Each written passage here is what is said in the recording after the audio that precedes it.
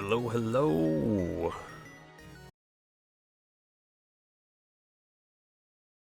Get this going. Get the camera in focus here.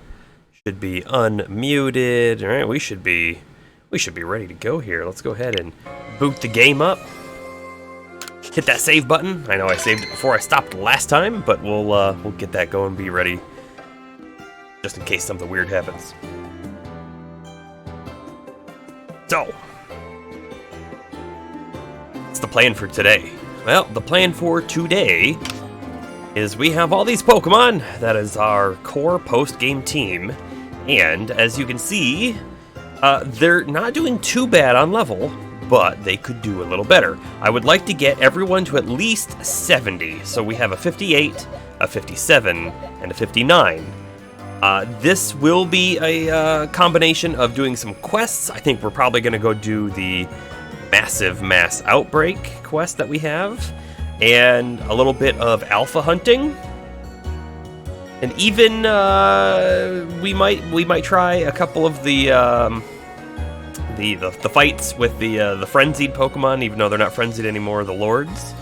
And finally, another thing I want to try is there is a battle, like, arena thing here in town that we can do all the way over there at the training ground.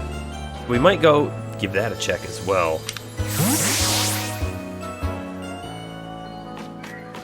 But before we go do anything, let's go ahead and make sure that our inventory is sorted. We happen to have some mint on us that we don't need. Make sure nothing down there. What else we got? More mint. Enough Pokeballs to last us a little bit. We've got these Agave berries, which are special for the massive outbreaks. We have a few revives and a few potions. I think we're pretty much set to go out. I think we're pretty set. Can't think of anything else to do in town. Let's check the map, make sure there aren't any quests to grab or anything. I don't see one, so I think we're good to go. Yeah, we're going to start with this quest. I think this is probably a great spot to start. We will maybe find a shiny, but at the very minimum, we should get some experience. We'll be out in the Icelands, and I'm not going to take the time to change into our snow gear. Sure. Guide active. Yes, please. Let's go.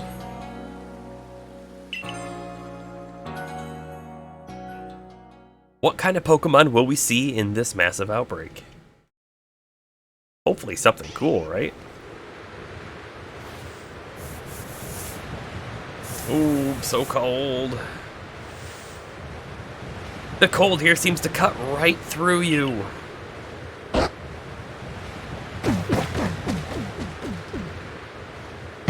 Oh.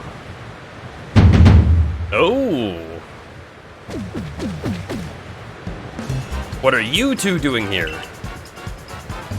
I came to advise you that the massive mass outbreaks seen here in the Alabaster Icelands seem slightly different than the others. The outbreaks happen during rainstorms in other areas, but here they seem to be tied to blizzards. Well, yeah, I mean, it's not going to rain here, right? It's too cold. Blizzards, you say? It could just be the cold environment, of course, but I have to wonder if there's more to it. Well, we'd better get to it. I think we should look into more outbreak locations than usual this time. Ooh. More than usual? I know increasing the scope of our investigation is a lot to ask at this point. And even for someone with your skill, Saralyn, it will take a long time to check so many areas by yourself. It's a good thing I'm here to help you out then, isn't it? And I suppose even Lian might be of some use. I'd appreciate the help. This will be your first time investigating these outbreaks, won't it, you two? Try not to overstrain yourselves. Certainly. So, to sum up, Saralyn will focus on just 3 areas. Oh, okay, so we're not changing anything that I'm doing. Alright, and meanwhile, Sligo and I will handle the remaining areas. There's something wrong with your math there, little man. You left me out of the equation. So you can do basic math, can you? I know how to subtract you from this assignment for starters. I will finish all the remaining areas on my own. You needn't factor in.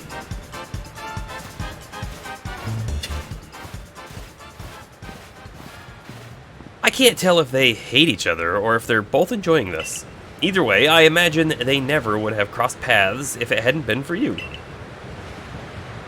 For now, let us focus on investigating the outbreaks here in the Icelands. Okay, so before we go anywhere, where is Mai? Because I would really be right there, probably. I'd like to see what these are before we head out. Or somewhere.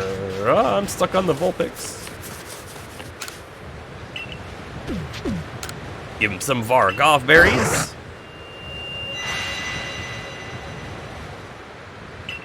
And what do we have?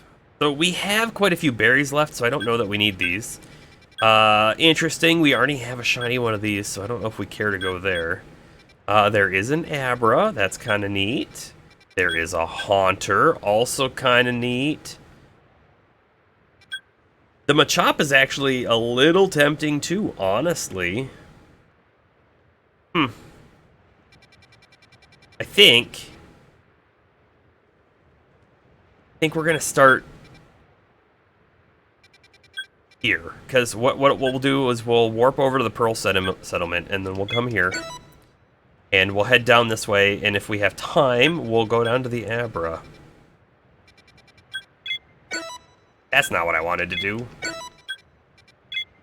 Can I not teleport?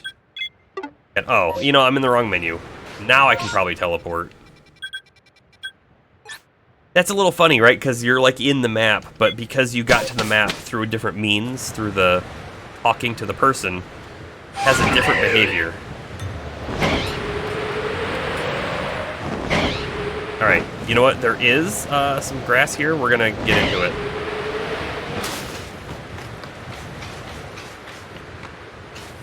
Okay, these guys shouldn't be aggressive, but I still don't really want them to see me, if possible. What level? 25. That's a good one for probably just some great balls here.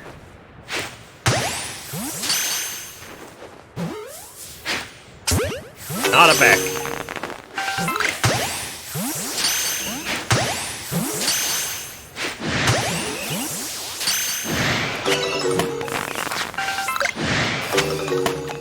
Okay, and if they want to fight, that is fine. We'll fight some.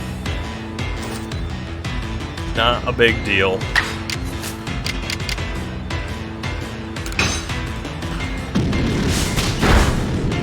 That didn't kill it.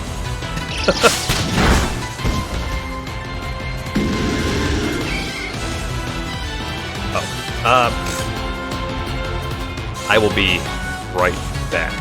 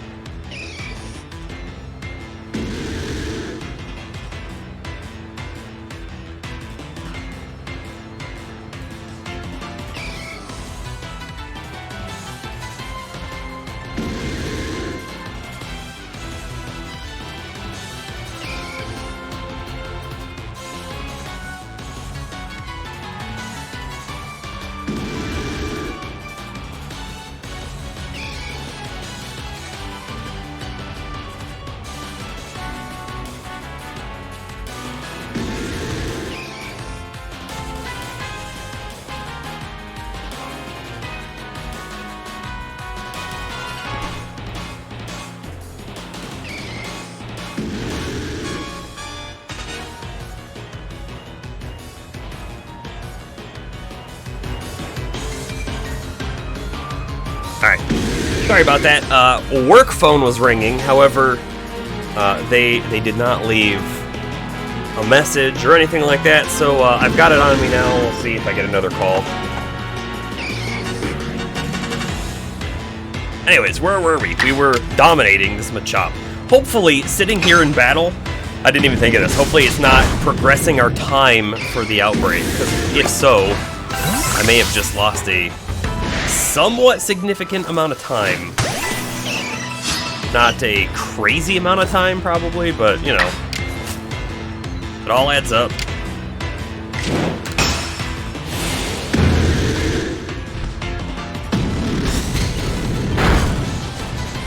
Huh! Even the strong style couldn't kill it. It's alright. Mach Punch isn't actually that strong of a move. It's only 40 power.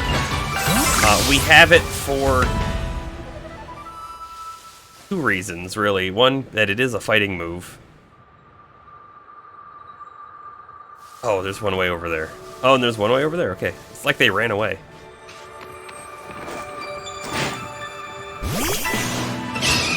We have it because it's fighting. I know we have another fighting now, and I'm hoping that we can learn...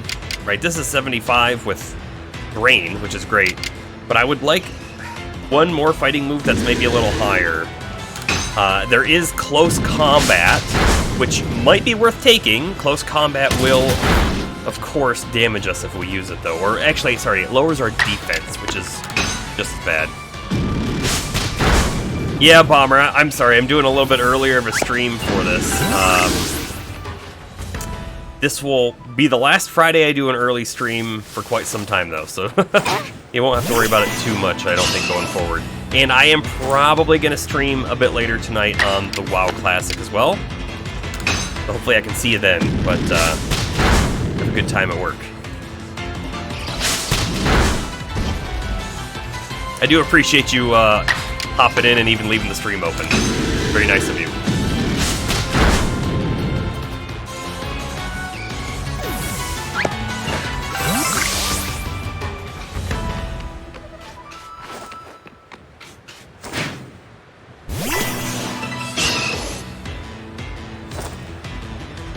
Okay, our Machamp has taken a little damage. We'll do a Drain Punch.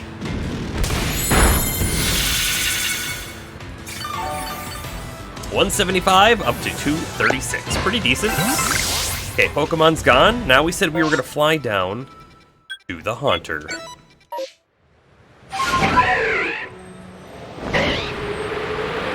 And I don't think we're going to want to use Machamp on the Haunter. That would be a bad idea.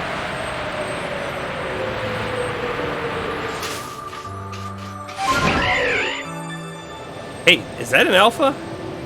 Got red eyes. We will probably have to come back. Also, that guy... Yeah, we're gonna come back.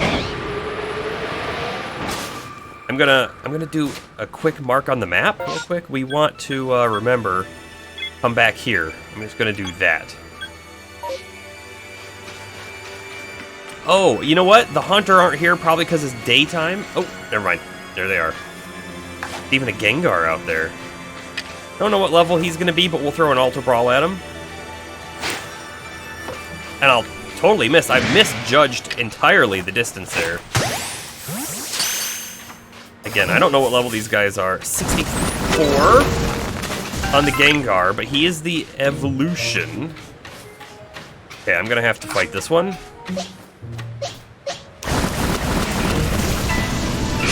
Throwing the Ninetales out, because he does have the Shadow Ball, which should do some good damage here.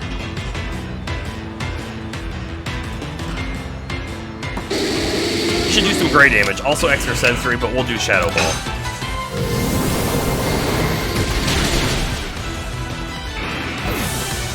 Oh, one hit even. Alright, let's see what level the Gengar are, if we can. You know, I did catch one with a Great Ball. I totally whiffed that one. He's 60 on the Haunter.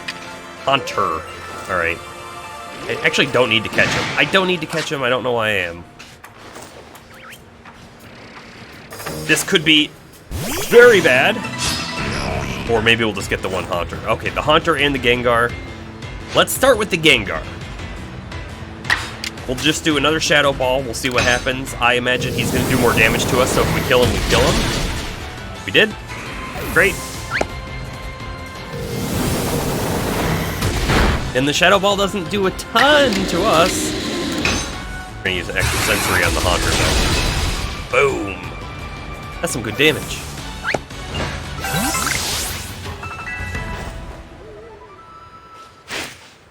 You know, I don't know what color a shiny, Haunter, Ghastly, whatever is. They're probably somewhat green, right?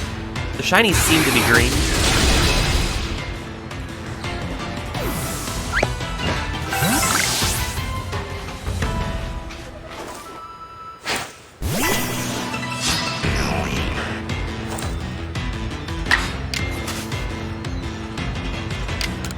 I would use another Pokemon on these guys, but I don't think it's probably worth it. The rest of them are getting alright XP off of this, right? Almost 1,000 per Pokemon there.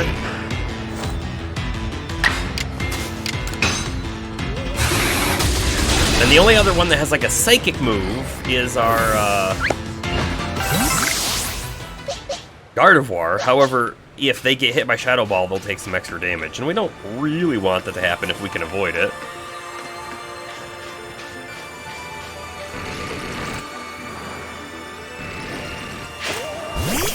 Missed. Alright. Not a big deal.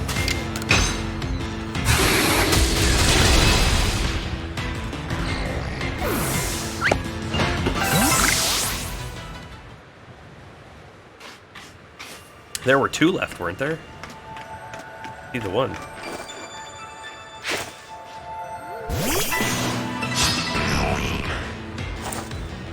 Alright. My dog just ran down. And you are wet. Did you get sprayed with the hose?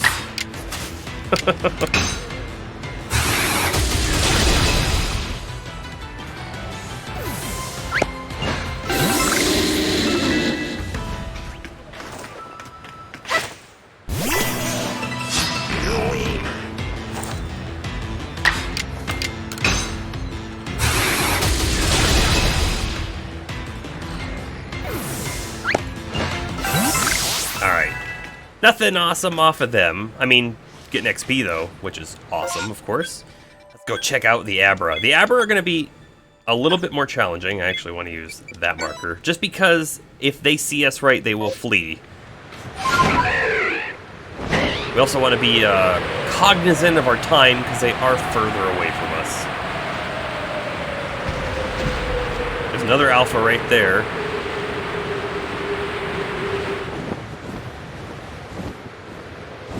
Thought he looked different. Got another Alpha right there. Don't you do it! Okay. Alphas are all over this zone today.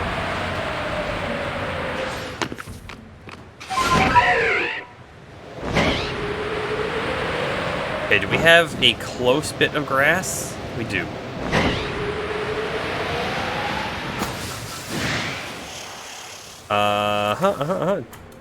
Think I gotta fight some of these guys. Or we were about to get blasted. Okay, Shadow Ball, though, is going to do very good against the Kadabras here. One of the reasons I didn't use them all up on the Haunters. Okay, now we gotta be careful here. Where? What level? What level? 13! Pretty low, and you know, we are research 10 on them. So we don't have to worry too much about them, I don't think. We'll just kind of toss the Pokeball right at his face. The Kadabra, though, is still higher level.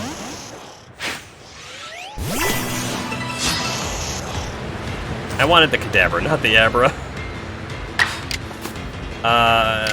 Flamethrower will easily take him out.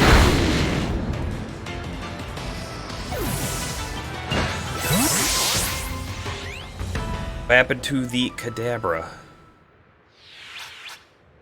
Behind us.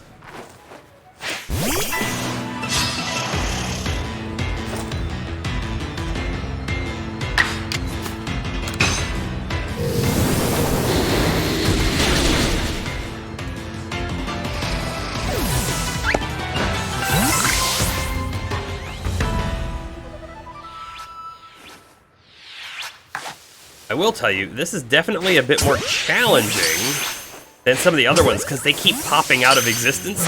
Oh, just like that. Yup! I didn't think I was going to get that one.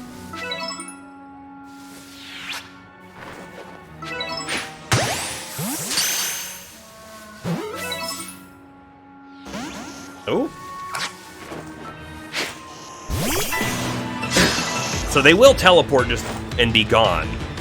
There's no reason that we need to kill them necessarily. I think we just need to exhaust them off the map, which is kind of what we're doing.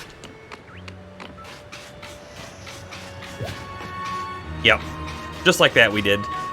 Report back to Mai. So if we go report back to Mai at this very moment, I have a feeling that we might end up leaving the zone. And technically, we're not done here, right? We could stop over here to the snow runts and see if we can get one of them. Let's do it. Alright, where is our tall grass going to be? Sort of all over.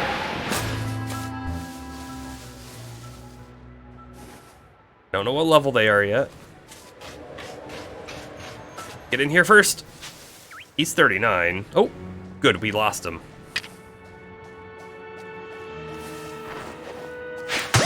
He's confused, though. What level are those guys? 62? Okay. You know, I'm only 8 on them. Let's take a look. Catching 2 more would get us where we need to go. We might try to do that.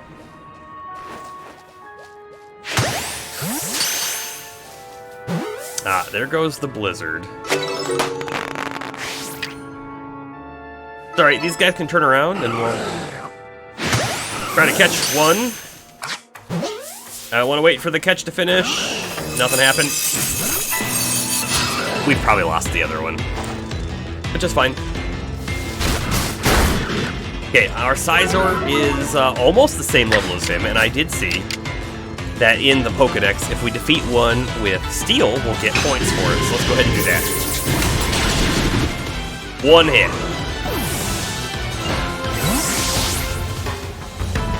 And of course, oh, he's not gone. He's still out there. I'm gonna try and get a sneak attack on him if I can. Oop. Yeah, okay. Come back, Scizor. Here we are. Caught him unawares. Not that it matters. I think we're gonna hit him and kill him in one hit again. Yup, sure did. We sure did. Perfect. Okay. We have another marker on our map, of course. That is this over here. So, what I'm unsure about is I don't think it shows up. Right, it doesn't. Here we go. I'll put the flag down so we can get back there. Very specifically, there were 2 Pokemon there that I kind of wanted to catch. Ooh, hey. Got an Eevee down there. Huh. I'm tempted to catch the Eevee. Mostly just because he's going to be level 62. And then that will, if we want to do another evolution, give us a high level Eevee.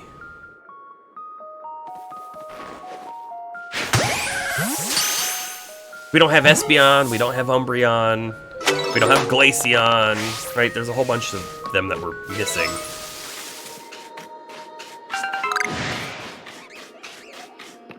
I see him sleeping. We're going to take that opportunity to chuck an Ultra Ball. Got it. Hey, a Wisp. Oh, Wispy Wisp. We gotta be getting kind of close, actually, being done here.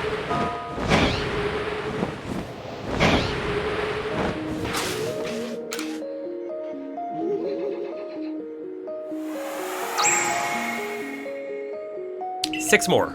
Yeah, not too bad.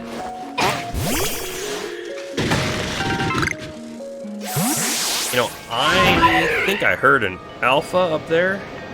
Ooh. I have one of these guys, though, so I'm not, like, super interested in getting another Alpha Machamp. Yeah, we're gonna pass on him. We don't need it.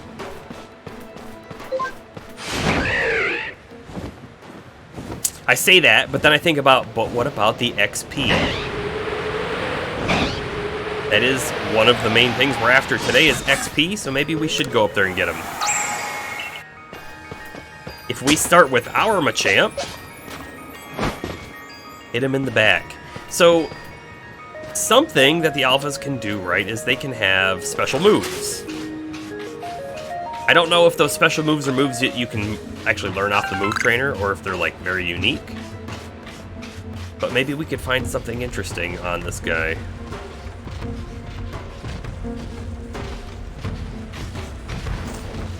And hit him in the back! That was the plan, catch him unawares. Right, so this Machamp is 70. He's definitely stronger than ours. Ours is also slightly weak, but we're gonna start off with the Mach Punch and hopefully get a speed increase, because that'll help us out quite a bit.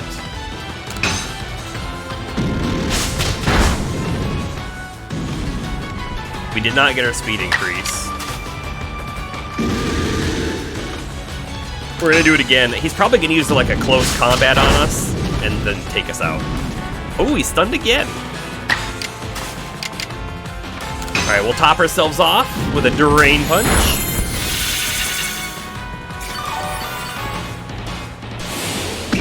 Agile style, a little dangerous. There's the close combat. But if he doesn't kill us, it does open, right? Now his defense is lowered. It opens us up for more damage. Although he just won that fight.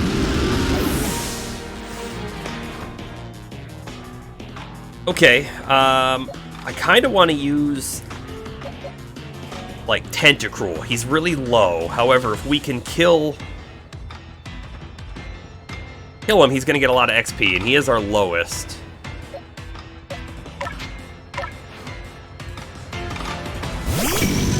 Now, though, the problem is his defense is lowered, not his special defense, and all of these are special attacks. So that might play a little bit into this, but let's go ahead with the Hyper Beam. Does the most damage.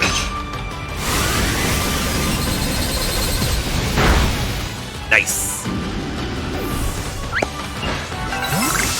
He got 4,363 XP off of that, and everyone else got like almost 2,000 or just over, which is great. Is what we want to see. Wrong guy. Go flying.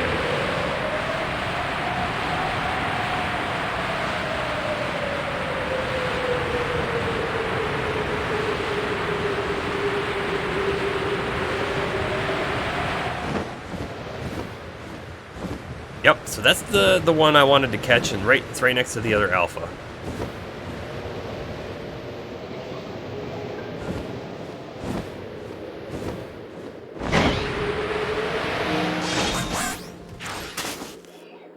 Honestly, not sure what that Pokemon is. For XP's sake, we are going to res our Machamp. Just gonna be there. We're not really gonna use him in the fight. If we even fight. Okay, it's an Avalugg. Great. He's level 46. This is just gonna be, we're gonna try to Ultra Ball him right in the back. Nowhere near as large as the Lord Avalugg. There, we caught it, which is great. And I want to do battle with this one. Although, right, we could catch it. Alright, actually, we're going to try and catch it. So we're going to start off with our sticky globs, as we do. There's one. There's two. There's three, and usually it's four. No different here. Hit him in the butt. There's the catch. There's the catch on the Mamoswine. Neat. Neat, neat, neat. Okay. So... oh, there's another Avalugg over here. I think we catch it. if for no other reason than we need the Pokedex points.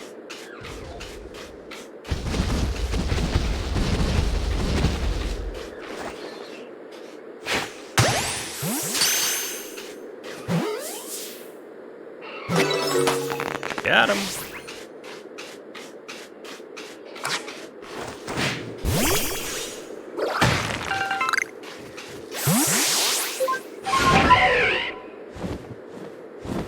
Kind of want to pop back up there real quick just to see if there's anything neat. If I can try and land on one of these things. Actually, it might be easier to land over on a bigger one. Pop down. Thank you.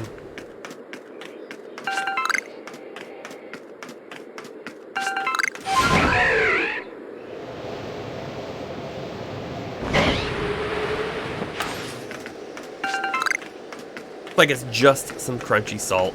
Nothing else interesting up here.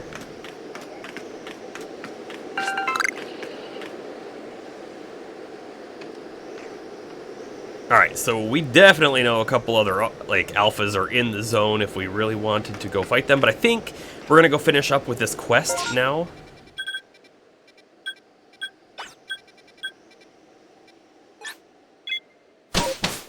Which might take us out of the zone, we'll find out.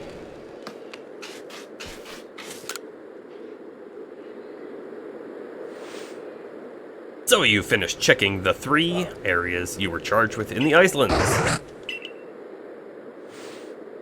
I've gotten word from Melly too. Says he's about ready to wrap it up. Leon said he and Melly worked together to investigate the last outbreak. Well then, it seems we're done here. You've worked tirelessly to investigate all across Hisui. But we still don't know what causes these mass outbreaks, and they pose a threat to anyone without strong partners at their side. It'd be nice if these outbreaks didn't put anyone in danger, but things rarely work out that easily. Perhaps these outbreaks are someone's way of telling us that we must better understand the Pokemon with which we share vast Hisui. Yeah, I could get behind that idea.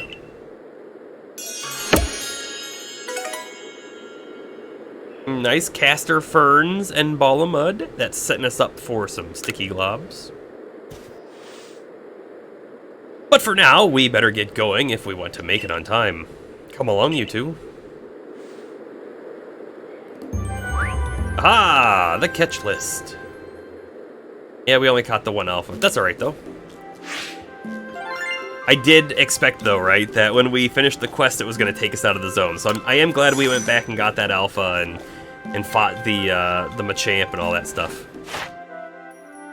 Yeah, it's alright.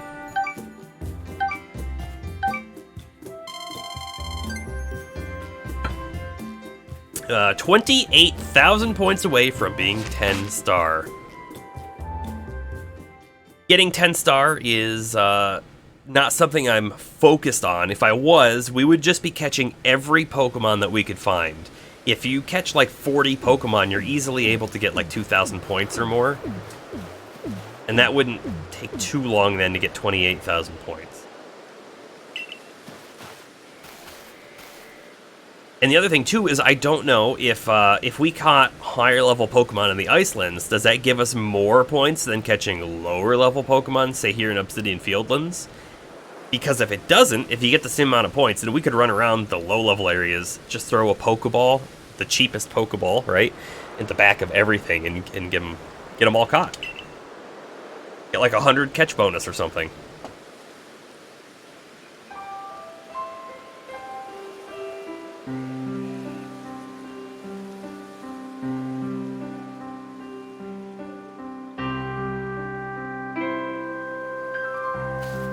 What do you think? It's beautiful. This lovely space, given to us by mighty Palkia. And this fleeting time mighty Dialga gave us. Such a beautiful view is only possible because we have both together. Hisui means so much to me. My love for it is as vast as the land itself. Tell me, Sarah, did you enjoy surveying this land once again? Yes, it was a lot of fun. Was it? I suppose it's always thrilling to have a mystery to delve into. I enjoyed it too. I heard these massive mass outbreaks trigger some kind of reaction in your Munchlax, Mai. Is he doing alright? He seems fine. Pokemon remain mysterious creatures to us. Who's to say how he does it? I'm just grateful to him for helping us find the outbreaks and telling us what we'll find at each.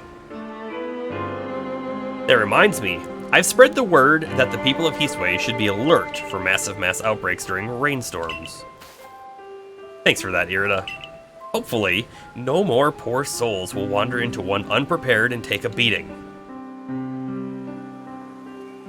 Seems like our lives are going to keep on changing, and we'll keep adapting just as fast. An ever-changing Hisui. Tell me, Saralyn, how do you think the future people of Hisui will live with Pokemon? Yeah, they'll battle in gyms. Yeah, that one.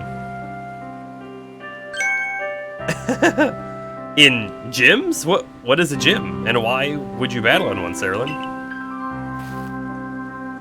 You say they're places where you can challenge a skilled battler to prove your mettle? Interesting. I'd like to be the one who deems a challenger worthy. Well, whatever may come of the future, aren't we lucky to have been born into such fascinating, fast-changing times? You said it. Not that change is always good, and there'll always be people who don't want change at all, but hey, that's life. We'll just have to work hard and push on. Oh, hey, Darth. Yes, yep, finishing that up right now, it looks like. And I'm glad we'll have you with us as we do it, Saralyn. Thank you for everything. You certainly have some curious ideas, but I suppose that's no surprise coming from someone who fell out of the sky. We may have finished our investigations for now, but Munchlax and I will continue to help you, however we can. You know, Saralyn, perhaps these new outbreaks truly are just a gift from Almighty Sinnoh. A gift meant for you, for all the good changes you've brought to all of us here in Hisui. Yeah, for me specifically.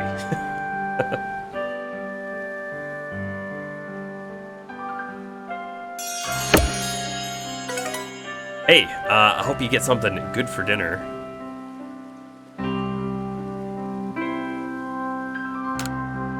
Yeah, I'll be playing this for a bit, you know, for a few hours here coming up, and then probably take a break myself so I can get some dinner, and then after that we'll probably jump back into WoW and do some more of that. I think I'll be streaming that tonight as well.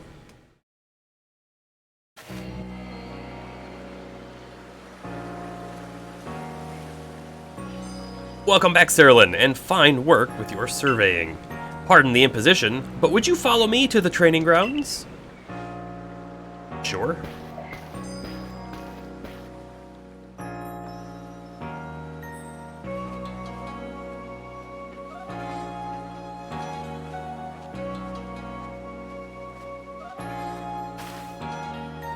I called you here for one very specific reason. I wish to have you try your hand at a new form of Pokemon battle. I used to think that Pokemon were terrifying creatures. You've helped me see otherwise. Thanks to you, there are some in this village who now enjoy battling with Pokemon. More and more of us now see Pokemon as allies. It is for that very reason that I would like you to continue to further your trailblazing. I believe that taking part in a new form of battle will help deepen our understanding of Pokemon. In the midst of a tough battle, what does your partner desire? And what is your opponent thinking? I believe that you have the ability to sense these things, and we will do our best to learn as well. This is quite a difficult request we have for you, but I'm sure you're up to the challenge. You may ask Ingo here for a more detailed explanation. I leave the rest to you, Ingo. Please, let me know when you're ready to try your hand at these new battles. So, it sounds to me like I might not have actually had the option to do battle here with different trainers until now. Have you tried any of Ingo's Path of Solitude battles yet? Path of Solitude? Ah, the Path of Solitude. A chance to master the art of battling with a single Pokemon. Battling a tough opponent with just one Pokemon in your party feels like reaching for the stars. You've really got to know your Pokemon well so you can come up with the best strategy. On that note, I've got a request for you. They say the Path of Solitude is tough to beat, but that's exactly what I'd like to see you do. I'd give it a go myself, but, well, those sorts of battles are just way above my level. Ah, okay, so I did have it, now I have additional ways. Cool, yeah, I'm gonna talk to Ingo here. Second. Oh, like Eevee's Path of Solitude. Oh, so it's like specific Pokemon. Wormadom's Path of Solitude. Wow. There's a lot of these in there.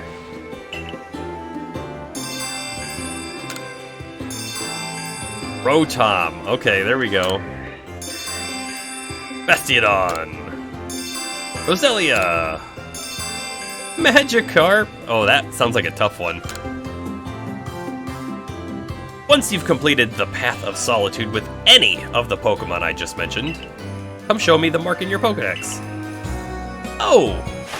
We're gonna get a mark in the Pokedex? Is there like a spot that's now... It probably doesn't show it until it happens. Magikarp. We'll look at Magikarp. Yeah. Nothing new here that I can see. Kinda neat though that there'll be something fancy here. I think I might do the Magikarp one. Yeah, Magikarp is the toughest. You need it to be level 100 and maxed out on all stats. Wow. The Magikarp one sounds like the most fun though. Alright, let's talk to Ingo and see what he's got to say. Commander Kamado requested that I provide new formats for battling, and I have complied. Enjoy these new avenues for demonstrating your skill. Which would you like to attempt? Okay. Does he tell you what they are? So I know what the Solitude one is now. What does the Tenacity one do? You'll face 3 members of the Galaxy Expedition team in a series of battles. Do you wish to proceed? Tell me more.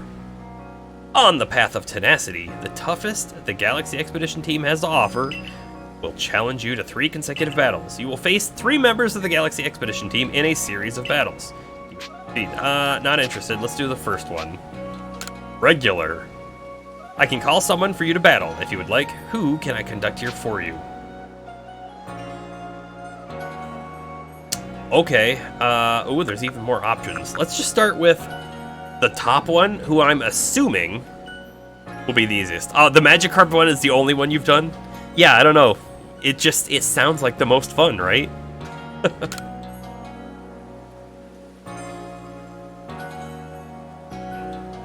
Quentin! Woo! The prospect of battling someone with your talent has me shaking, but feeling honored as well. Alright, let's see what happens here. He's got 3.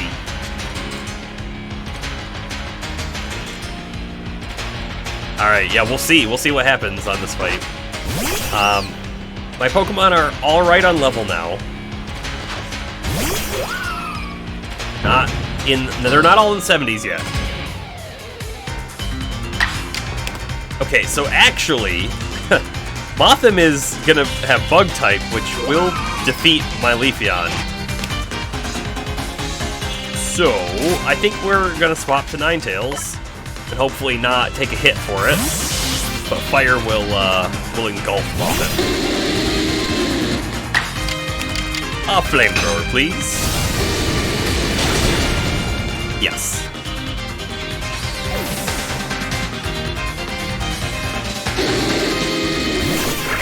Yes! God. Now I could do this all with, like, my high-level Pokemon, but I think it would be more fun to swap out and touch them with some other things here. See, now, look, now Leafeon would be good to switch back to, so we will. And again, I might get hit for it. I did not, okay. Leaf Blade!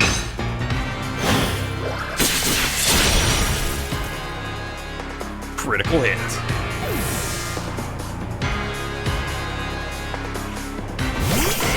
Jolteon, okay. And there's a hit. Let's see. We could probably just like battle out here with our Leafeon. Giga Impact. Let's do it. Yes. Of course.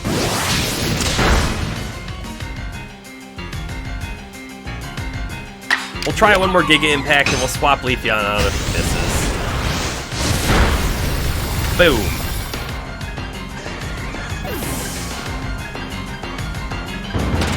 Battle decided. Your Pokemon are simply unstoppable. Oh yeah, that was good XP. Real good XP. Your consummate battling has taught me what truly matters. It's not winning or losing, it's working in harmony with your Pokemon. And then I will unlock more fights later. That's another story. Ah, okay. Alright, we're gonna start off with the Tentacruel on this next one here. It might be too easy if you could see what Pokemon they have first. I mean, we've now fought Wenton, so we should know what Pokemon he has on the next time. Unless they swap him out, but I doubt they do. We'll go with Bren.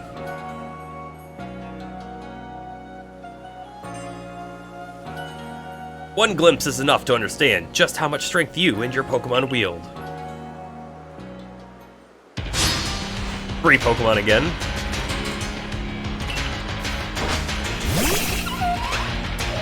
You know, again, starting with my Ninetales would have been the worst here.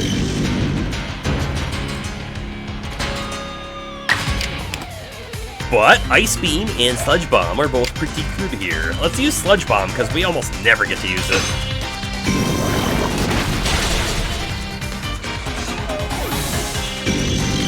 Tentacruel is also our lowest level, so we, you know, it's good. Hopefully he doesn't die, but it's good to have him out here. Not very effective. I think we'll do a Hyper Beam.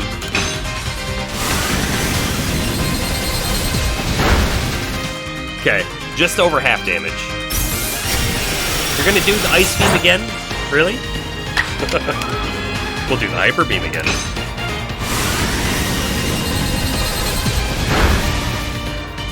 And a boom. And a boom. Oh, a Sylveon.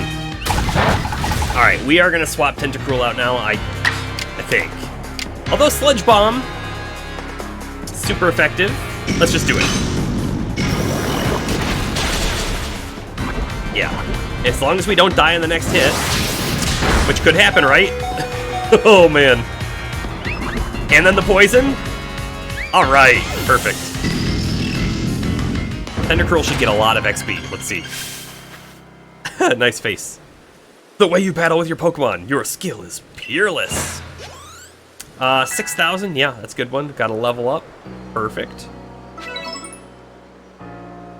I suspect you and your Pokemon will only grow stronger yet, so I must train diligently for my part as well. Okay, next one, we will start with size. Zisu.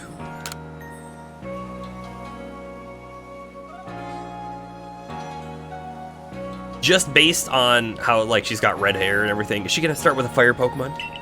Because if she does, could be bad.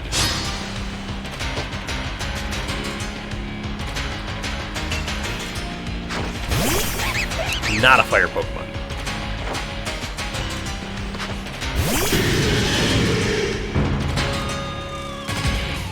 You know, I didn't try this. Can I move around? I can move around. The being able to move around in battle is a nice touch, right? You don't need to. There's no reason to, unless you're like gonna get hit. But it's kind of a fun touch. Hey, I pushed my Pokemon. How about that? Alrighty. If I stay with Sizer, he's gonna die. He's just gonna die. So I think we swap. Maybe. Definitely.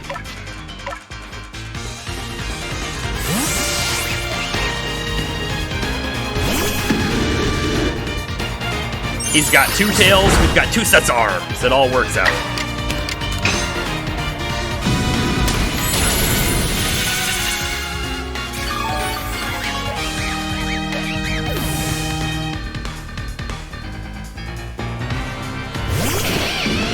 A Lux Ray. Yeah, that's not a good one. Okay. Who do we put up against the Lux Ray?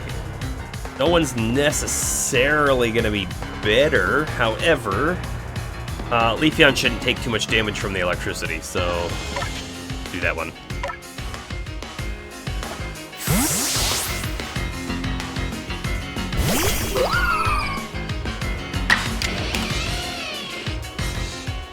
Oh, and this one has 4 Pokemon.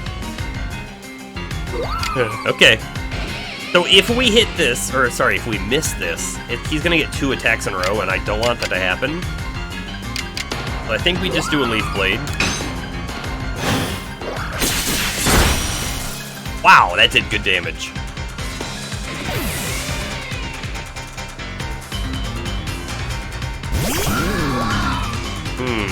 Okay. Icy Wind. Super effective. You know, I wouldn't have thought so, but that's alright. I don't want Leafeon to die. I don't. I want that XP.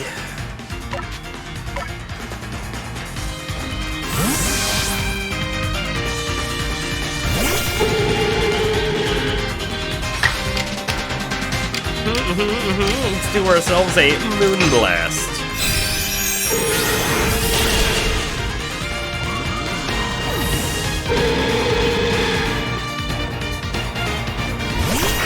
Zoroark.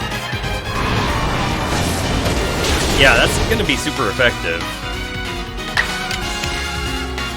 But we've got Drain Kiss. I say we do at least 1 Drain Kiss, see how much damage does, how much life we get back. Good damage. Right, and definitely healed us enough that it's not gonna matter. We get another move, so it doesn't even matter here. Let's just Ice Punch him.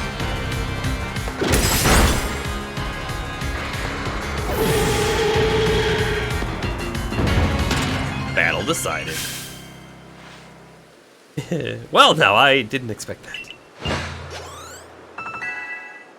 That's some great XP happening over there.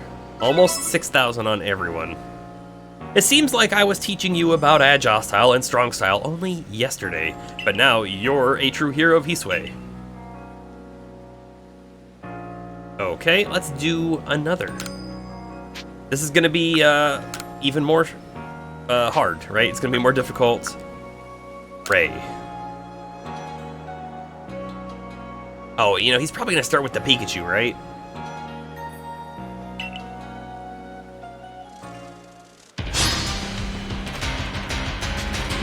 And he's got 5 Pokemon. Started with the Clefairy. How about that?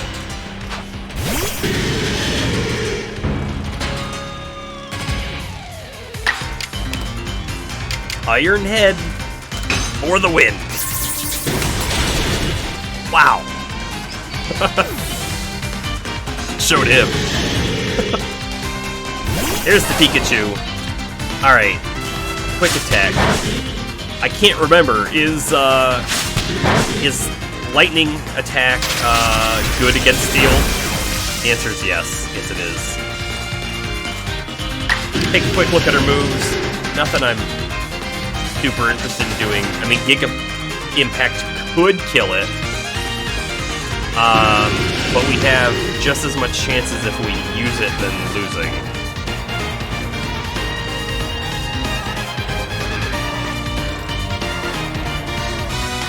Although, right, if he just hits us again with a quick attack, that's not really much damage. Let's try it. See what happens here. Ah, we got him. And then we're probably gonna switch Sizer out.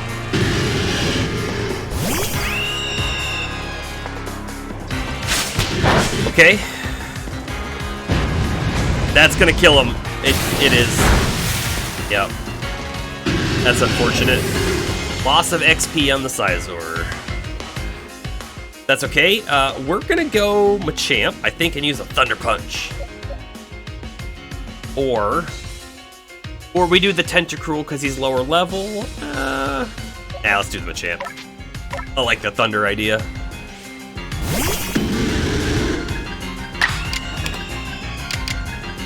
Thunder Punch.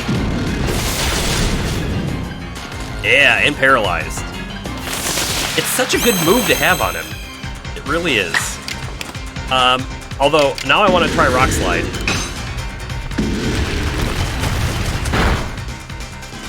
It didn't do anywhere near as much damage as I thought it might. Yo, that was a lot.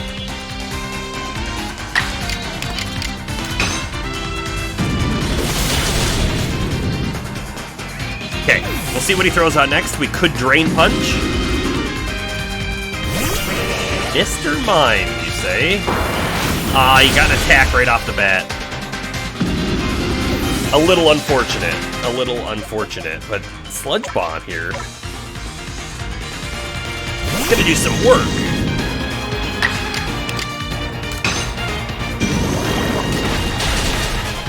Yeah, I did some real good work.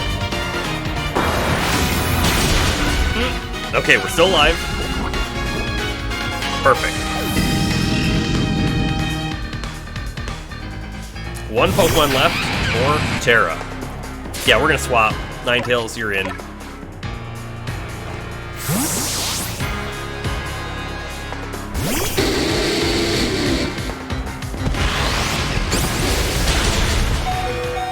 Ooh.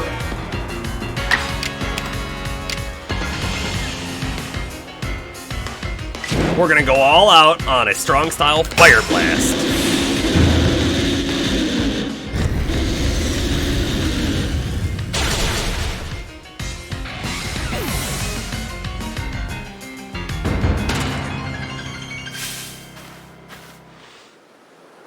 I gotta start putting all my Survey Core learnings to use in battle.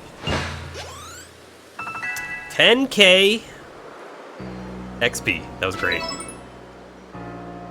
Battling's great, of course, but I want to keep up our survey work and reach a point where if I meet a strong Pokemon, we can come to understand each other, even without battling.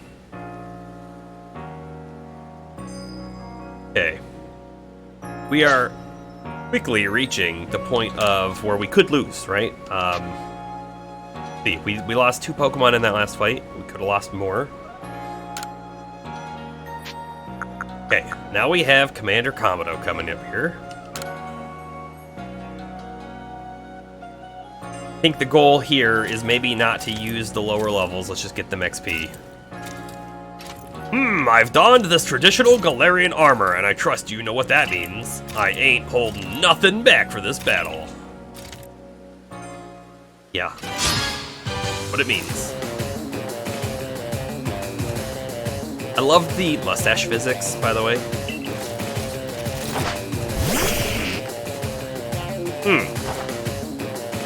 Would have been perfect to actually have Tentacruel start. Ice Punch, though, will do the job. Frostbite.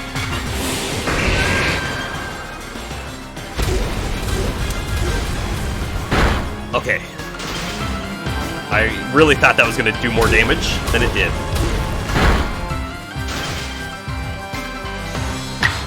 Ice Punch! Although for that little amount of HP left, I maybe should have done a Drain Kiss. Snorlax. Wow. That's a fast Snorlax. Okay, so we could try a double Drain Kiss. That's what I'm thinking here. We'll see how much HP we get back. It might be worth to swap out the next move, though. That's not going to be very much.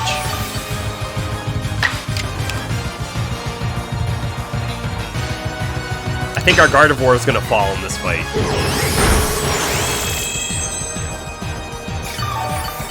But we'll see. Yeah, there it goes. Hey, knocked me over too. Okay, who do we put up against Snorlax? Looks like the Machamp is the winner here.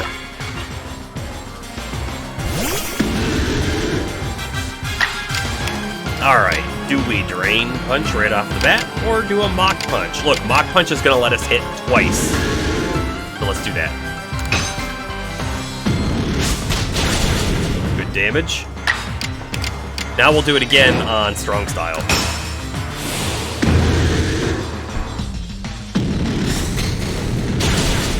Great. Okay, 3 more.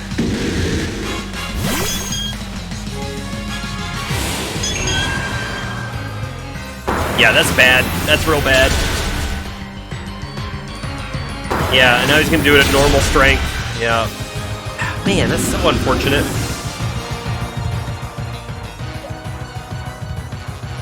Alright, so we used the Iron Head last time to great effect. Try it again.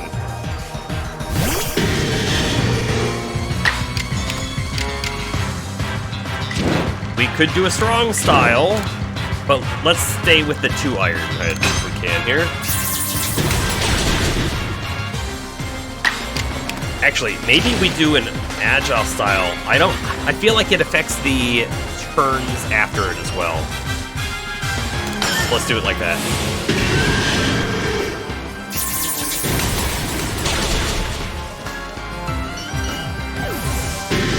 You know, in the older Pokemon games, I'm fairly certain that you got XP as Pokemon were knocked out.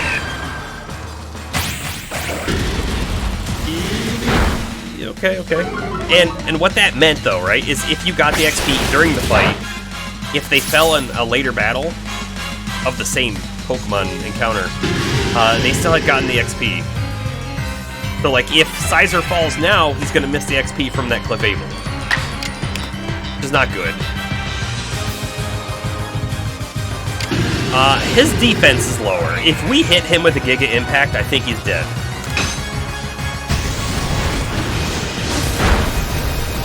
Yes. Down to 1. And I sure hope he doesn't go first. I want to swap. Okay, good. If he had used an air move, we were dead. There it goes. And then the Sizer doesn't get XP for defeating 2 Pokemon. It's just kind of cheap. I think we're gonna do this. Try to get the Tentacruel as much XP as we can here. Ice Beam. I'm gonna Agile Style it, then we'll get a normal one in after.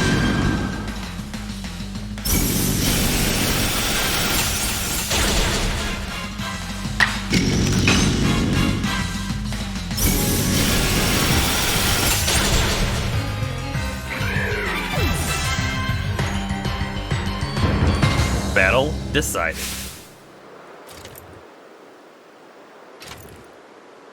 I would expect nothing less from a member of the Survey Corps. You understand Pokemon well.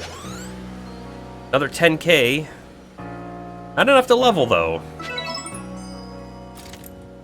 The way you battle.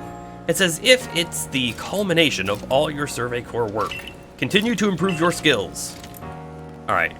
Let's see who's in the further list. See more options. Benny. Ingo, Mai, Sabi, Res, then back. Okay. Let's see. So we just did 5 of those in a row. I think it might be time to go see if there's something different to do real quick. And when I say different, I do mean like, do we have an outbreak somewhere we can go check on?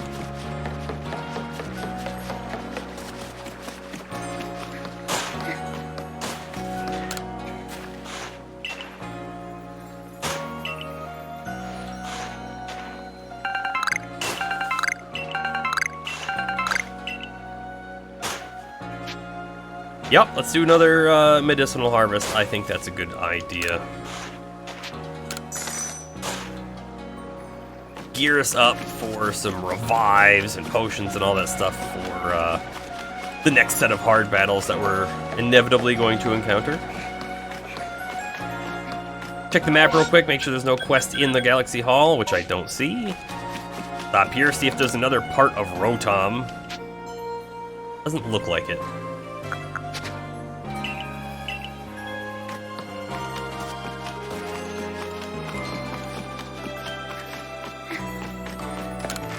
Okay, we'll store some things and then check the map to see what's out there. Crit is a store. We'll keep the medicinal leeks. XP candy large, I think we might actually just pop that now. Ooh, XP candy extra large. Huh. Bugwort, pepper plant. Okay, here we are. Yeah, let's pop these large things. We'll use this one on... who? On who?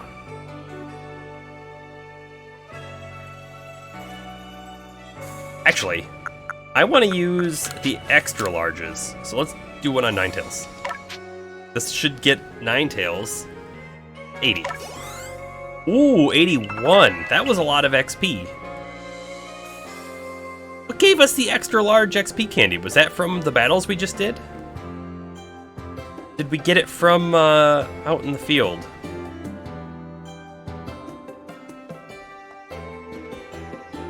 We did 5 fights, and we got 3 extra larges and 1 large. I'm not sure if they came from those battles. If they did, that's a lot of XP. That's a real lot of XP.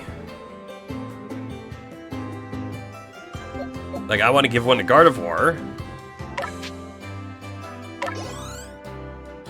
79. Great. But look, Tentacruel's 111 away from next level. Who deserves the last extra large? Sizer. Sizer does. Yeah. That was a few levels. Okay. And then the large one here. I think we will just give it to Tentacruel. Tentacruel's our lowest. And then they'll certainly level up. There we go. And then they're pretty close to our Machamp now. What we want to see. Okay, any outbreaks? Any massive mass outbreaks? Ooh, reports of both mass outbreaks and massive mass outbreaks. What do we got? We have a Drifblim, which I don't think I care about. So we're going to go here and make sure that we don't do the main quest.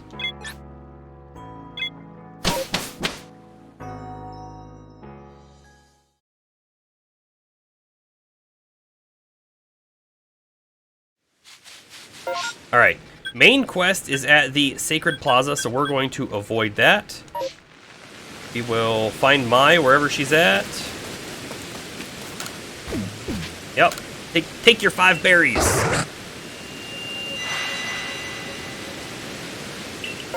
What do we got? We have a Cleffa outbreak. We have a Ghastly outbreak, and... hey! There's a Rotom outbreak.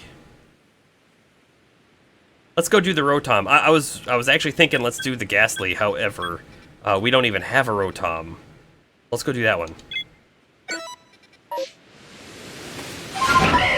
It's definitely the rarest one, I believe, out there. And then we'll move over to the Cleffa, and if we have time, we'll warp back and do the Ghastlies.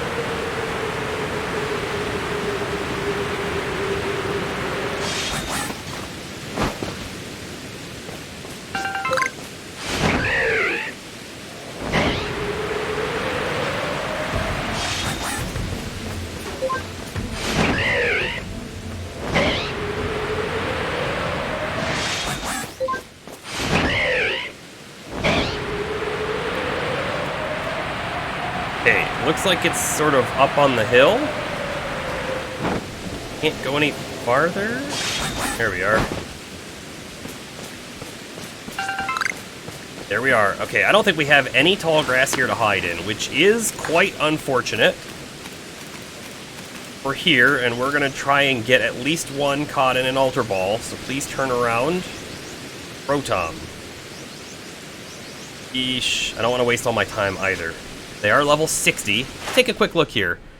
Seen it use Thunder, Strong Style, Giselle, and different forms obtained.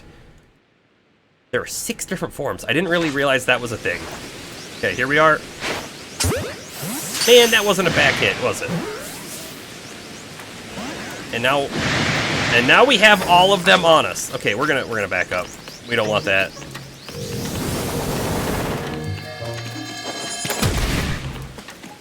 Okay, turn around, turn around. We want them one at a time.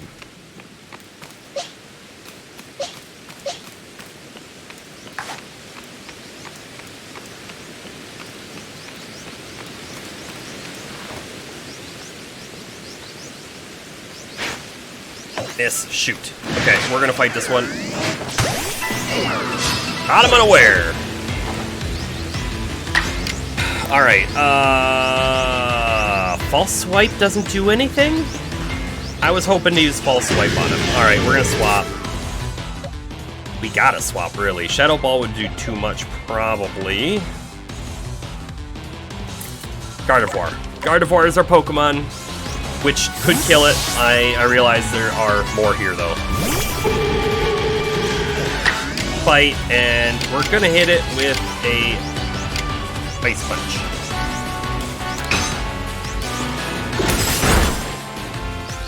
Not bad, not bad. I think this is actually enough for me to try an Ultra Ball.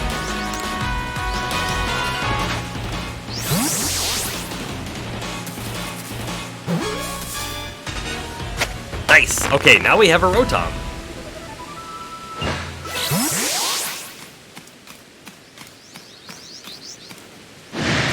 And now we have a battle. Are these Rotom all the same, like, in appearance? I can't tell. I feel like they are.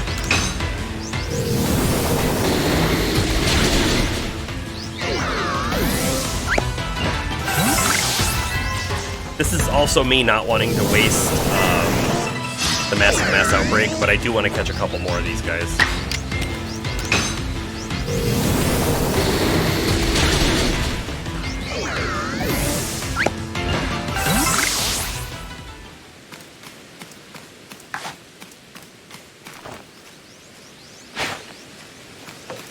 Miss! You gotta be joking me on this.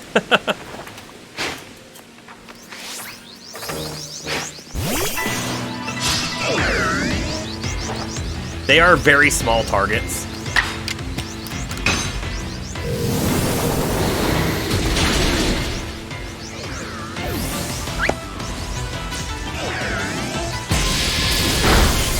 Yeah. We're gonna actually try an extra sensory on this one and see what it does. Could be low enough to try catch. Shadow Ball, really.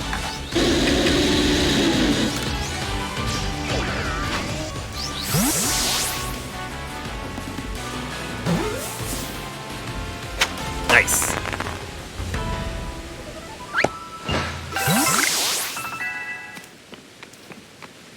Got a few more out there. Oh, there we go. That's a nice back strike. Do a catch. Perfect.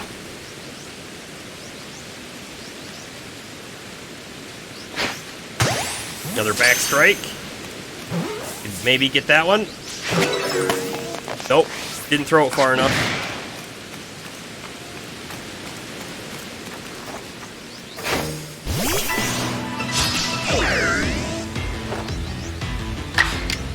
Shadow Ball.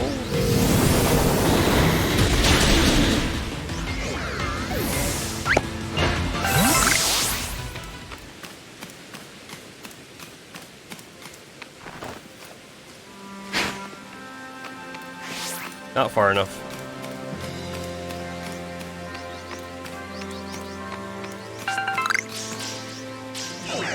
I am not opposed to try catching more either. That was a mistake throw. Oh, we didn't even catch that other one. And I wasted an Ultra Ball. Actually, kind of wasted two.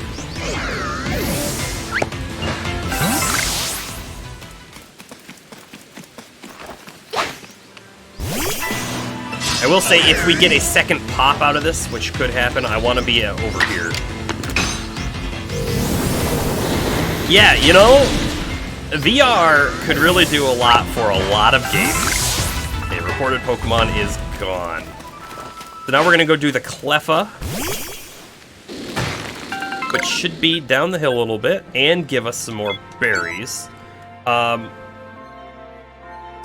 You know, I feel like if they were going to do VR, they would start with Pokemon Snap, because it's on rails. You're just kind of like riding around and you can just look around and then throw. But there's no reason why they couldn't do the open world one as well. I don't have VR. But that being said, I would love to have VR. I would love to have a Steam Index. They also, right, there's the PS5's VR 2, or whatever they're calling it. I am certainly looking into that one. Is there any tall grass down there? I don't see any.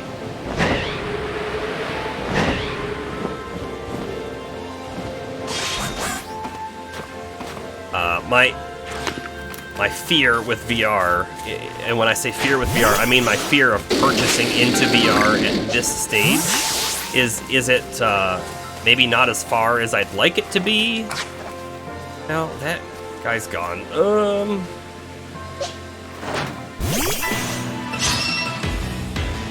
The other thing too is, I didn't used to be like this, but it's easier for me now to get like motion sick. And playing games normally, I don't get motion sick. When I mean motion sick, I mean like if I go on a ride at a fair. Specifically, one of my favorite rides when I was younger was the big pirate ship that would go back and forth. But I did one of those a couple years back, and I was sick for like 3 days after it. I couldn't believe it. So I do kind of wonder. I haven't even tried any VR out yet, but would it make me sick? I sure hope not.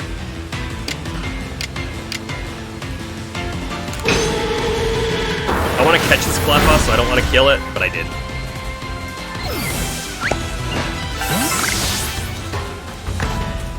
Okay, we gotta be careful on the rest of these Cleffa. But for sure, I mean, like, VR is the thing that I am most excited for.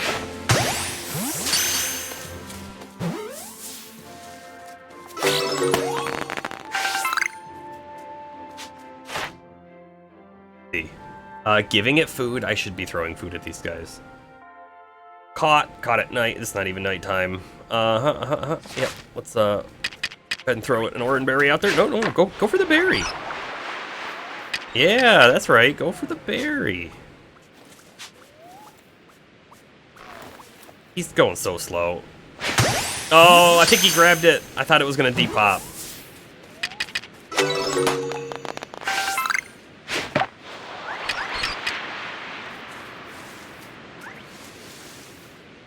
Which one got it? The other one. Oh no, this one. Perfect. Oh, that's bad. We're not gonna be able to see it very well. Well, I have an idea where it is. It's right there. That one chose battle today.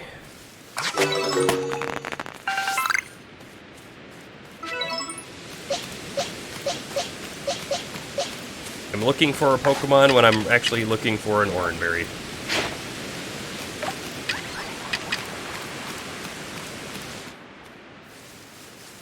About to lose the rainstorm.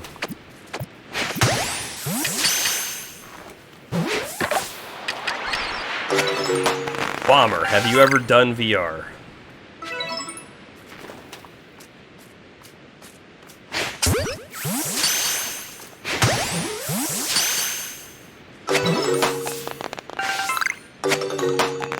And that was it for this outbreak.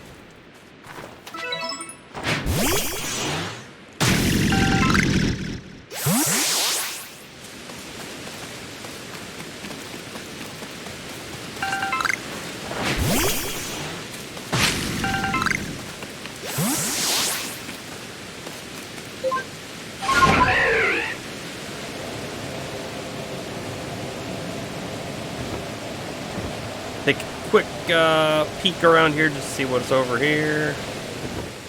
There's the end of the rainstorm. Yeah, I knew we weren't going to make it back to the Ghastlies, unfortunately. There's the Magnezone again.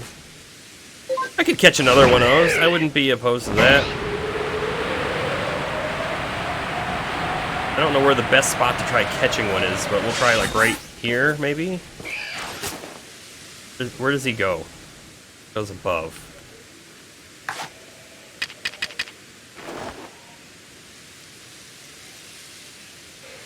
Right about there. Nope, I just missed that. Oh, you had one. You had a the HTC Vive or Vive. You gave it away because you didn't have enough room with your kids running around. Yeah.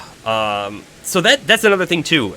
My spot right here where I'm playing on my computer, I do not have enough space. That is for sure. I'd have to make like space somewhere else that I don't know that I even have. Right, and that being said, right, the best way you could do VR would be to have like the room set up where you have the cameras up in the corner of the room and all that kind of stuff, but it takes up a lot of space. I do have a feeling though, right, that we'll see it get better and better. The next 10 years, it'll probably be amazing. I'm done with that Magnezone.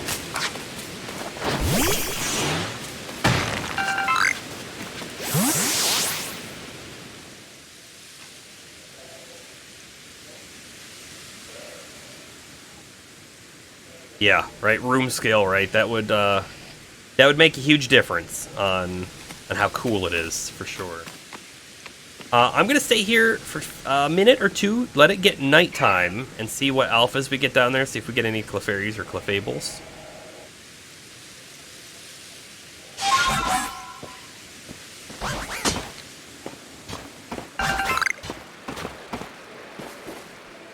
But yeah, like one of my biggest fears, right, if I were to buy the Steam Index, right, that's like $1,000 right there, which is quite a purchase. I would be afraid that I would play, Half-Life Alyx.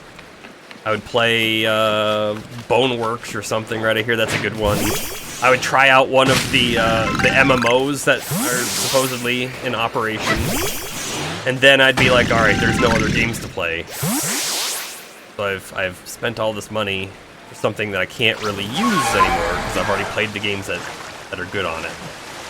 So that's one of the things I'm really waiting for, is just to have a good, like, list of games to play. And I'm not saying that there aren't good games out there for it now, just afraid that there wouldn't be enough good games. And then by the time, let's say, the next set of really good games comes in, your hardware is obsolete. Not obsolete, but maybe less performant, or who knows what maybe it doesn't have the right tracking on it anymore.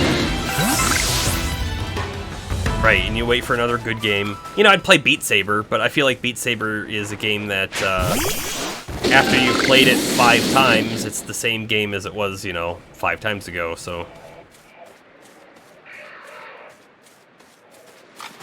Oh, yeah, okay, so we do get that Alpha Clefable again. I think we're gonna fight it. We're gonna fight it with the Sizer. That goes. We're just fighting it for the XP. I'd really like to hit it in the back. And I didn't hit it in the back because it moved.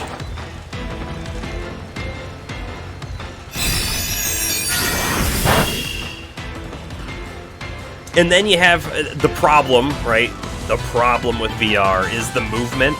Again, I haven't done it, so I don't really know how that works exactly, but some games, you point, and then you click a button, and then you teleport there, and other games are actually able to, use an analog stick and walk around, and then I hear people get motion sick from that, which is unfortunate.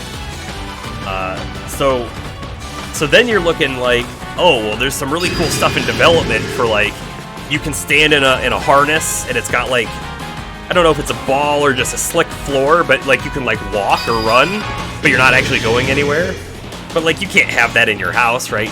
normal people can't afford that or have space for it or anything like that.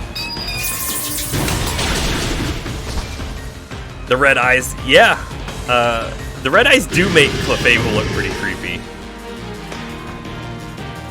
And then I've seen treadmills, right, that you can sort of use, but then the problem with the treadmill is it's not directional, right? So you can move forward, but you can't move side to side very easily. So there's a lot of challenges, and I'm certain we will see these challenges sort of like be solved. Just they're not gonna be solved tomorrow.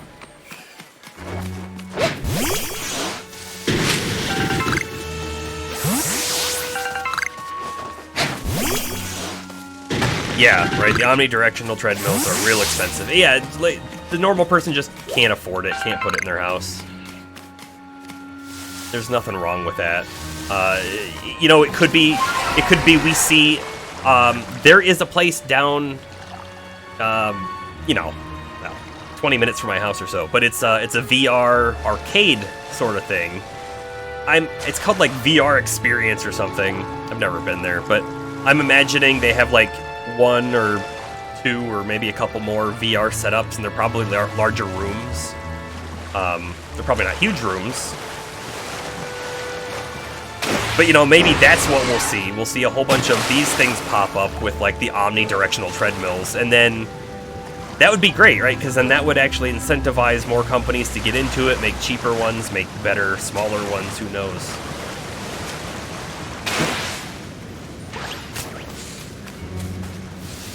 Alright, yeah. You get back to work. Hopefully it's going well.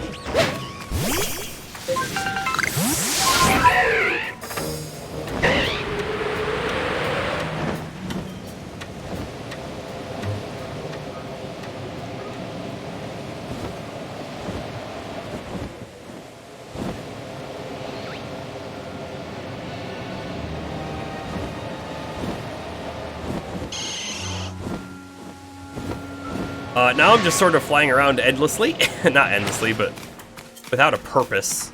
Just kind of scanning for different types of Pokemon to find. If I find anything cool or unique. Right, so there's an alpha. Ooh, hey look! There's an unknown right there. I think we'll catch him. Can I land up here somehow? I don't know if I'll be able to, like, hit him from here. I might have to be down below. Like, I'm gonna take a risk if I unpop. Yeah, that was a bit of a risk.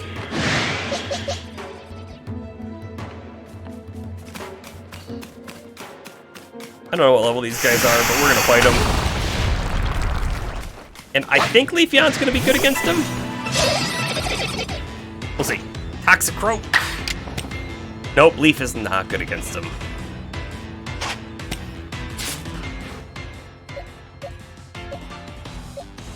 Psychic's good. Yeah, we'll just throw out our Gardevoir.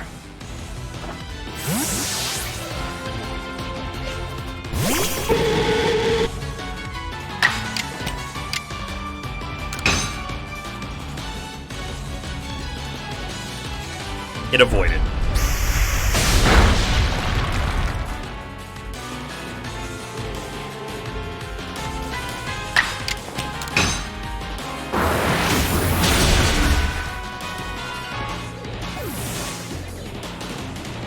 But, you know, speaking of VR, holy cow, I don't expect Nintendo...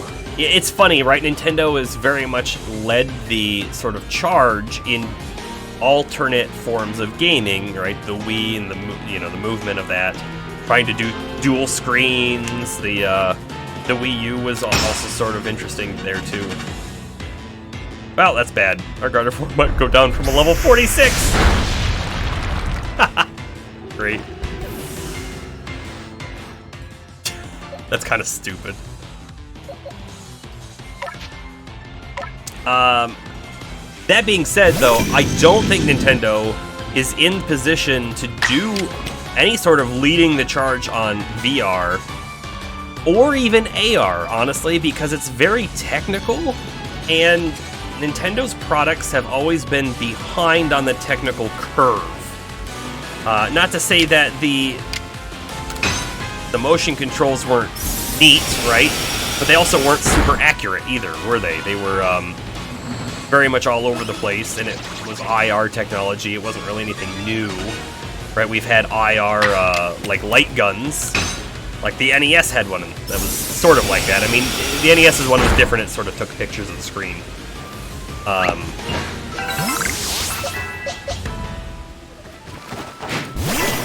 So I don't see a VR Pokemon game happening until VR is well established, which is unfortunate.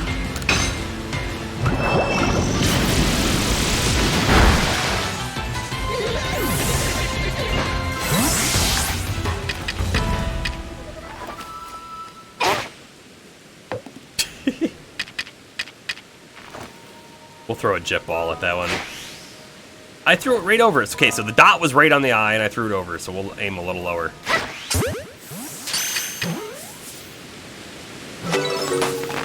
And we'll fight this alpha while we're here. Let's see, does this guy aggro? He does not. I don't know who's going to be the best to use against this guy, and our Pokemon are starting to get a little worn out. Level 70, so we could be in for a challenge, especially with our Ninetales being half-life and our Gardevoir being out of commission. Ice Beam is our only option, I guess.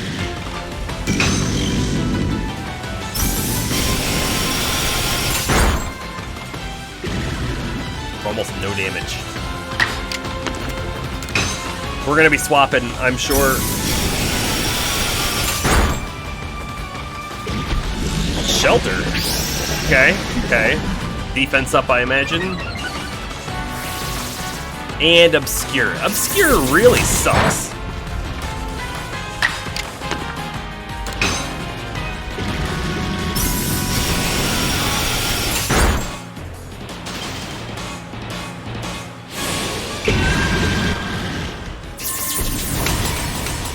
Eesh, okay.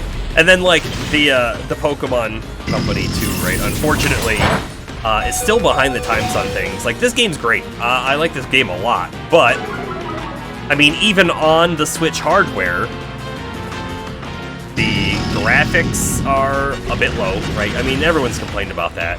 The render distance is quite low, too.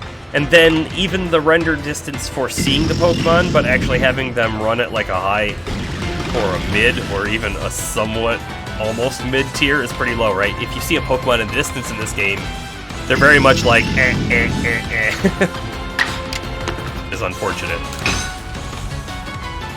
I should have swapped. I got talking, and Tentacruel's gonna die.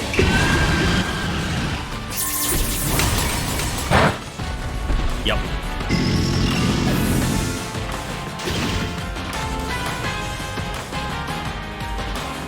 Alrighty. Machamp, you're up.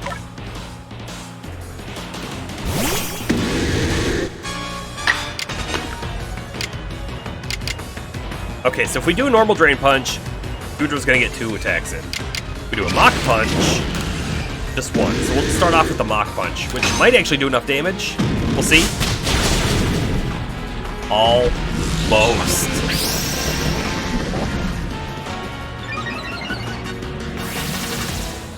Okay, that Obscure is probably gonna, like, hinder us here, but we'll see.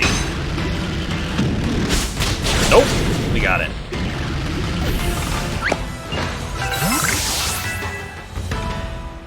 Right, so I guess what I was saying, right? You know, they're slightly behind the curve even on the normal 3D open world experience, right? They really seem to take some cues from Breath of the Wild, which is great. I mean, Breath of the Wild was a great game. I loved it. Like, this music that's happening right now is very Breath of the Wild.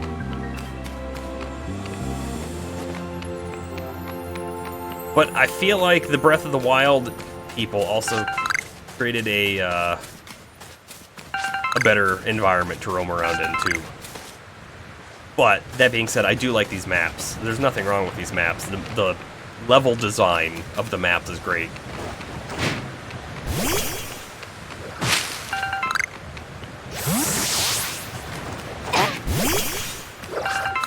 And again, I guess I just want to call it out, right? It's constructive criticism. I really enjoy this game. I think it's one of the best Pokemon games they've probably made.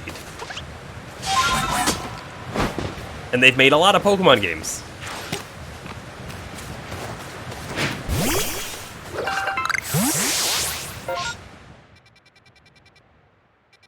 Okay, we're gonna head back to town. And when we go back to town, we will take a quick peek to see if there are any more outbreaks. And if there aren't any more outbreaks, then we will do another set of battles. Also, Rotom. I kind of want to check Rotom out just a little bit. We'll look at our Pokedex to start with.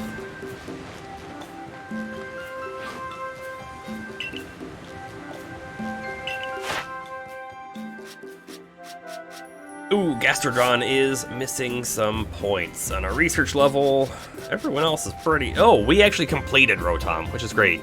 Killed 6, caught 4. Sacred Plaza and Stonetooth Rose is where it can show up. I'm sure we saw it at Stonetooth Rose. Got Cleffa maxed out too, which is great. And when I say max, I mean just research 10.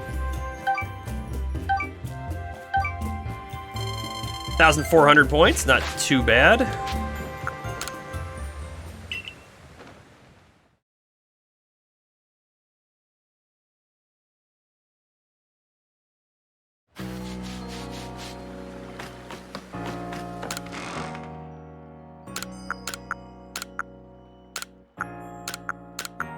XP Candy Large, we'll pop it on someone.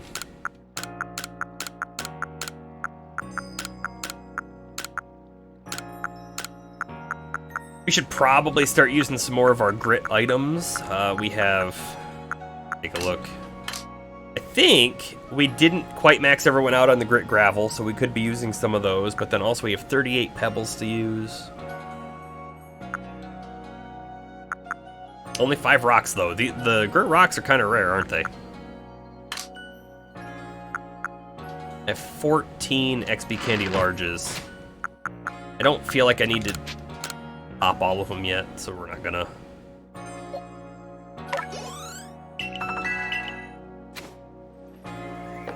Okay, let's just take a look. Have a mass outbreak up here. Hey, we have a Monferno mass outbreak. I want to check that out.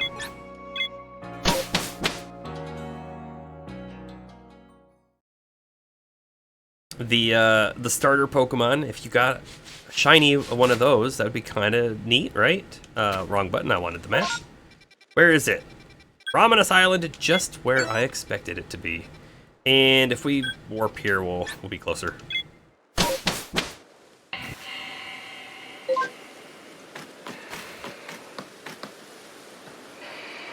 Didn't I put a marker? I'm missing my marker. There it is.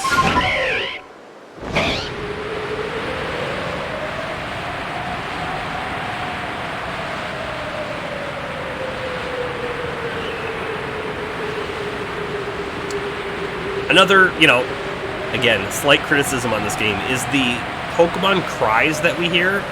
I wish that they actually corresponded directly to Pokemon. Right? Because unfortunately, I'm pretty sure you hear a cry and it's just sort of a sound effect for the environment. It's not necessarily a Pokemon that's in your area or anything like that.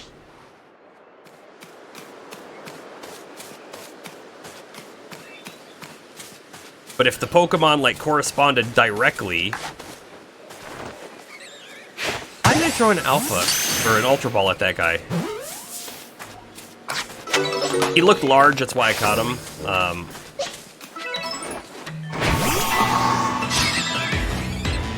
But yeah, if the sound effects, corresponded directly to a Pokemon that was, near you, that would be a little bit more immersive.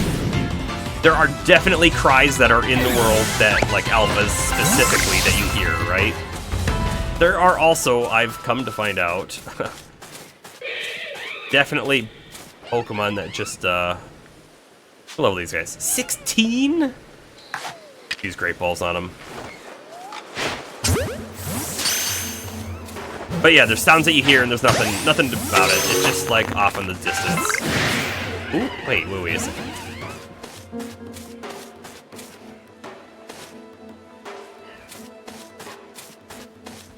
How many of them know I'm here? Just that one? Okay, well, you're going down, Monferno!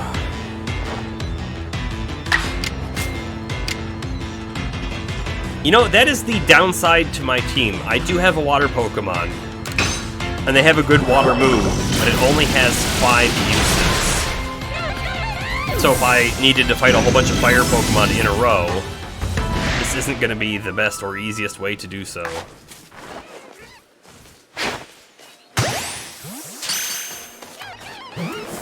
Hard to know which guy's aggroed onto you here.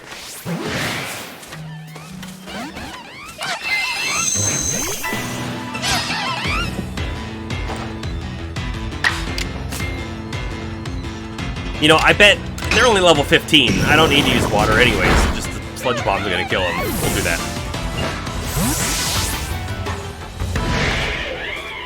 Sometimes you get so concerned about type advantage, you just forget, like, hey, you're way stronger.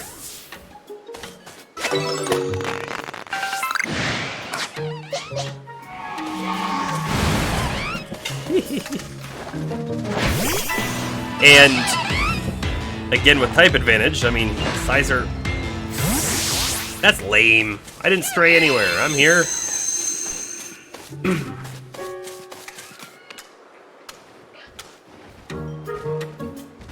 How about now? But yeah, we're bugs, so if he uses a fire move on us, that could do a lot of damage.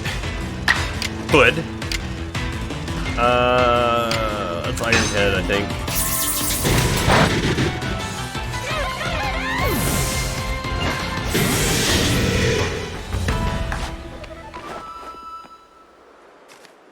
Probably even hit these guys in the face and catch them. If I could hit them.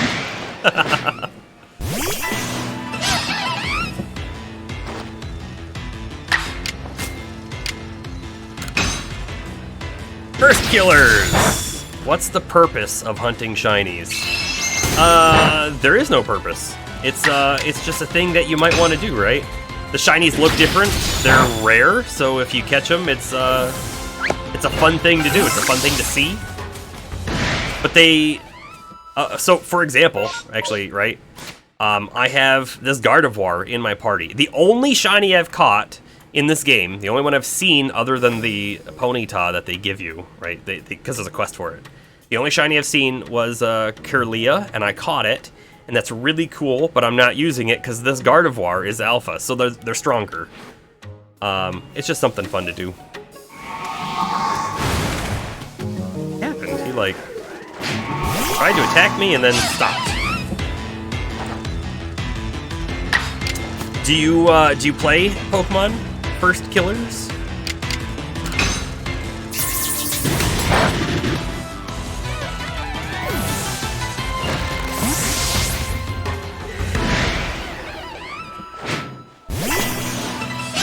Shinies have been in the game. I'm trying to remember if they were in Gen 2. I'm thinking they weren't. I can't quite remember, but I think they were in Gen 3 at the very minimum. Right, so they've been in the game for a very long time. I've played a lot of the games, and I don't call myself a shiny hunter. This game makes shiny hunting a little different, right? You just kind of go to these outbreaks and give it a try.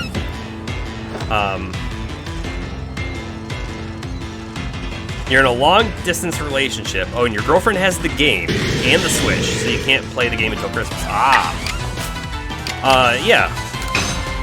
So, in all of my time playing Pokemon, again, I haven't played every single game, but I've played a lot of them. I've really only, like, legitimately ran into a handful of shinies. So, it's a rare sort of unique experience when you do. So it can be exciting, it can be fun. But there's no purpose to it otherwise. They don't have unique moves. They don't have they're not stronger. They're not weaker either. It's the same Pokemon, just with a different coloration.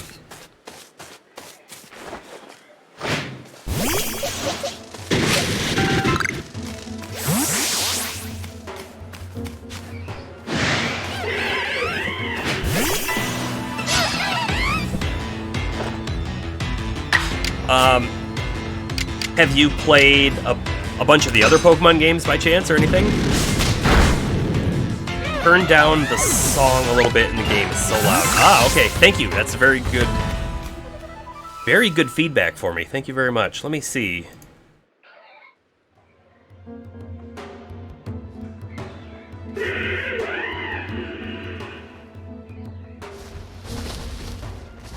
Okay. I've turned it down a little bit. Let me know if that helps. We'll do another fight here.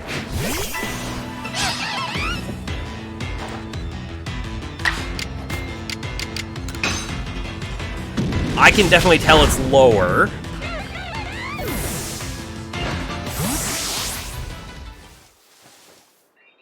And this outbreak only has one more shiny, and or not shiny, but Infernape, and he's right there. I think I'll throw a great ball at his back. Right there!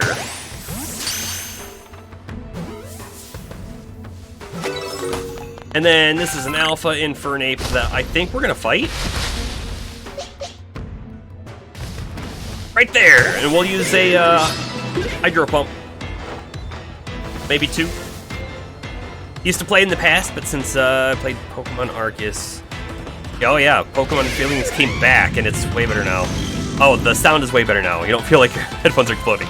Thank you very much for that feedback. I've definitely had people in here talking to me, and they didn't mention it. So, I do appreciate that a lot. Yeah, this... Let's see. The last generation of Pokemon games, Sword and Shield. I didn't play Sword and Shield. I played Sun.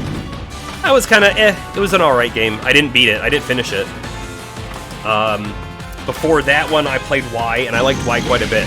But the games that this is based off of, Diamond, Pearl, and Platinum, I didn't play that generation. Yes, and so I'd say I really, really liked the older Pokemon games. Gen 1s through 3, I like a lot. And then I sort of fell off on the later ones. But this one is so much fun, being able to just, like, wander around in the map. You know, it's not fully open world, but they're instance maps. And going around, seeing Pokemon, catching them is great. It's a great feeling. No random encounters or anything like that. Hydro Pump.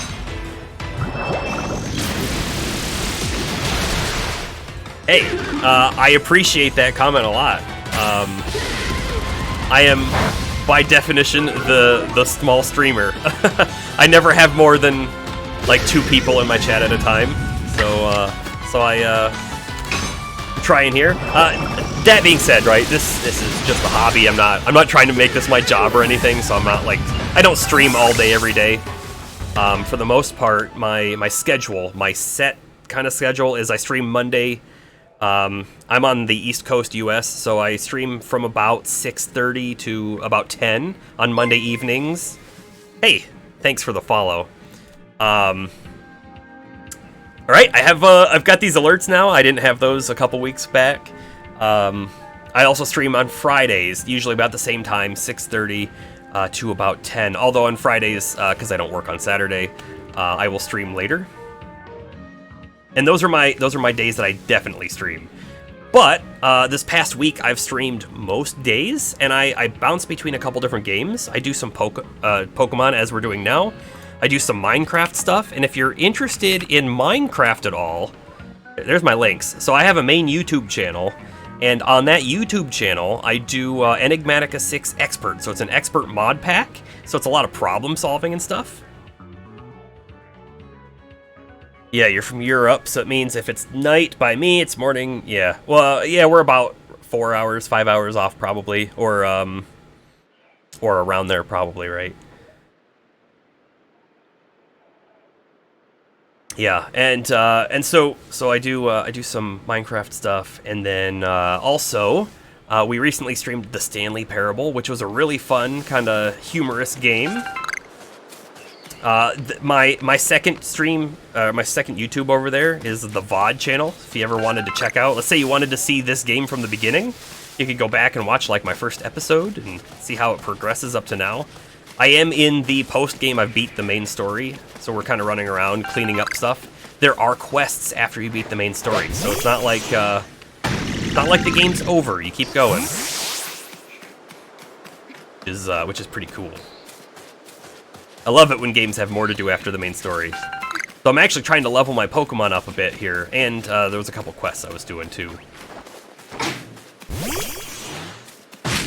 But we're gonna go back to town now. And when we go back to town, we're gonna do a couple battles and get a lot of XP that way. The other game that I'm streaming right now, it's kind of funny, it's an older game, but WoW Classic. World of Warcraft. They came out with some fresh start servers, so everyone had to start brand new, so they're, no max levels, although there might be max levels by now, but they're coming out with the Wrath of the Lich King expansion. And figured I'd give that a playthrough. So I've been streaming that the past couple nights. And I'm going to be streaming that later today too, I think.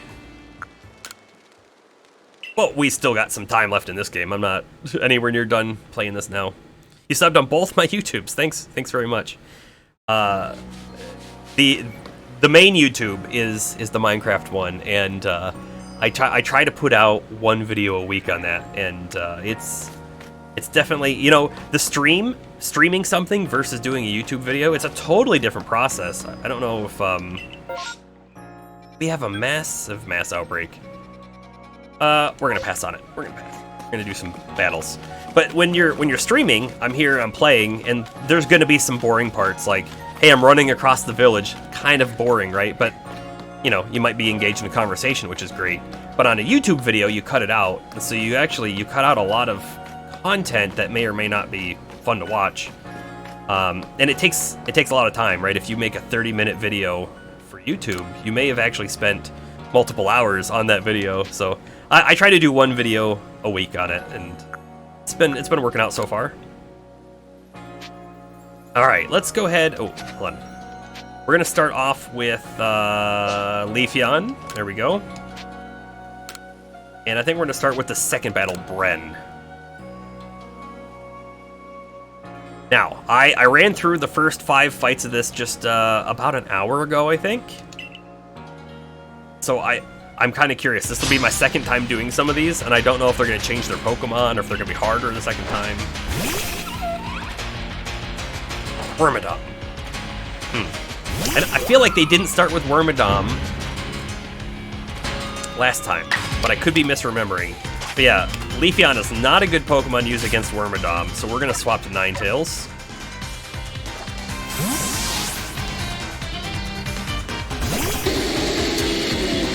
Grew up with different games, yeah. And I like to talk myself to it, so it don't matter when you just walk around. Ah, yeah, okay.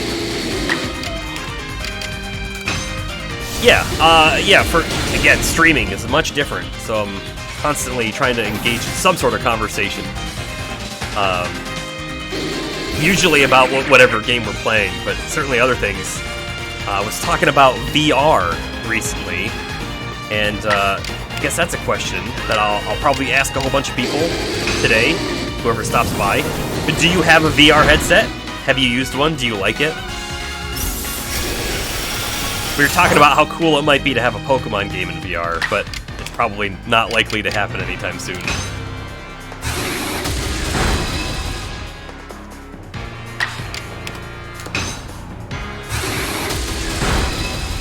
For myself, I do not have a VR headset, but it's something I'd really like to get. It's just, every time I look at them, right, they're pretty expensive. But I always talk myself out of it, because I always go, you know what, I really want to play that game, whatever that game is at the time that's in VR. But then I'm like, well, Alright, but after that game, what am I going to play? And that's the problem with VR, I feel like, is there's just not enough games at the moment. You don't have it, but you wanted it. But nah, I don't need it. Only mobile VR. Yeah, I guess that is something I have done. I have tried the phone on VR, right? Having the little thing that you slot it into and you can look around and whatnot. I'm trying to remember. I didn't play a game in it though, because I don't have any sort of controllers or anything. It was like a roller coaster that I did, and I think there was one other thing I did with it too. But it was kind of like a fun gimmicky thing, but I didn't really do much more with it.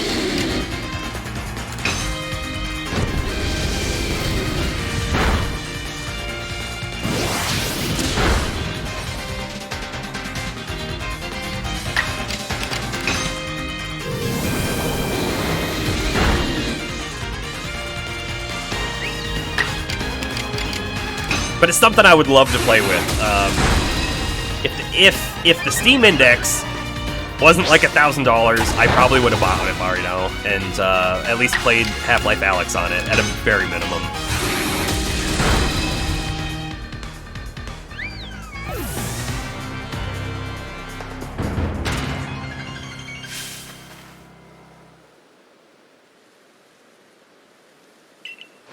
It's definitely more expensive than the others, but it has features that the others don't have. I think it has a higher resolution screen, and the controllers have like finger... Like, you can move each finger individually, and I don't know how it works, I've never used one, but I have seen it. So, like, there are some of the other ones where you can do your index finger. I think you can usually do a thumb. Sometimes you can do your middle finger, but the Steam Index has all of them, which is pretty neat, and I think the way it does it is different than the others as well. So that's, I feel like, one of the reasons why their hardware is a little bit more expensive. The PlayStation has their VR version 2 coming out for the PlayStation 5. I might be tempted to get that. The problem with that, then, is then you can only use it on PlayStation games, and then I wouldn't be able to play, like, Half-Life Alyx on the computer, which is then unfortunate.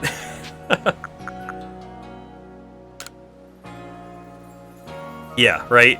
Although, that being said, Sony said that they're trying to make VR a bigger part of their new console, which means that they might, you know, invest more money in games coming out. That would then probably only be on the PlayStation. So, it's a toss-up. I'm probably not going to buy one anytime soon. We'll see. When more and more games come out, and you know, more sophisticated hardware, but it's going to end up being cheaper and cheaper as, you know, more developers develop their stuff. We'll see. It's almost a guarantee. I think I'll have a VR headset at someday. But ooh, I didn't know Clefairy had flamethrower. That's dangerous.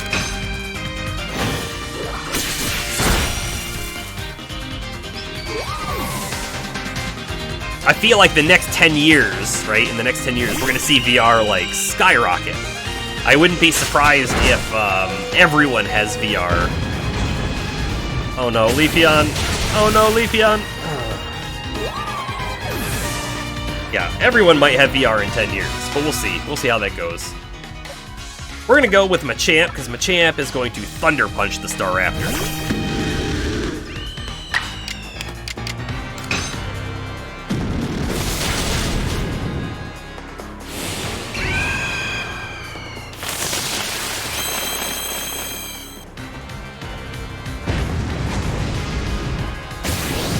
Which quest am I in the game? So like I had said, I've beaten the main story. The quest I'm on now, right? You haven't played. I really don't want to try to give you spoilers. There are elemental plates that you collect, and I have collected all of the plates. Oh no, Machamp! I've collected all the plates, and I'm at the next step now of that. That's the quest I'm on. I can look up the name after this battle. Let's see. Let's go with our Ninetales. Nope, I have not gotten the full Pokedex. I'm gonna try and get it, but it's not my main goal at this stage. Not yet, anyways. You're by the guaranteed fight.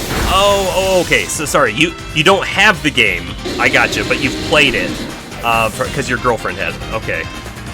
I'm sorry, I misunderstood that. I didn't realize that you had played through most of it. I am not up to Giratina yet. I'm not quite that far. Let's do a strong style Fire Blast on the Torterra.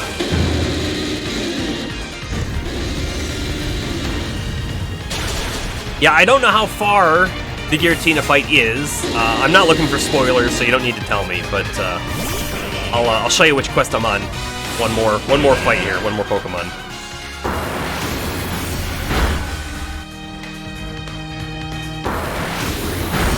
Yeesh. We're swapping. We're swapping. Scizor. Oh, you'll also notice,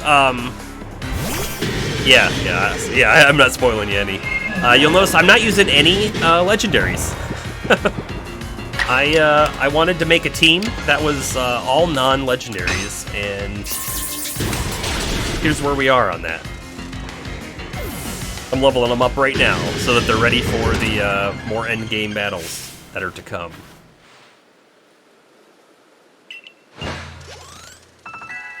Right, there's some good levels. We got another 80. Scizor's up to 67.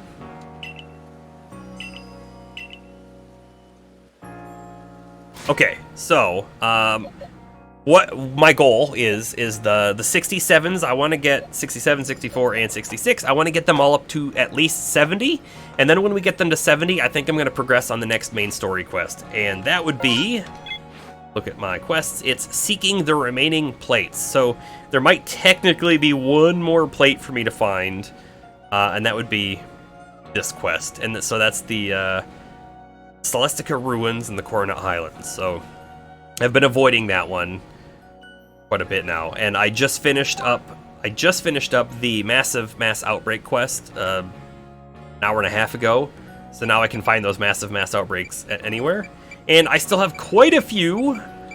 These are all the Solitude quest lines, but I still have quite a few side quests that I'm not done with. I definitely want to do some of these, so yeah, you can tell me a number, like 5 more quests or 3, or I guess if you want to say the next one, I'd take that too, but okay, so all of the Solitude quests give XP candy and whatnot. oh, okay, it is number 27. Oh, wow. All right, so I'm pretty close. I'm pretty close. We'll be there sooner than later, that's for sure.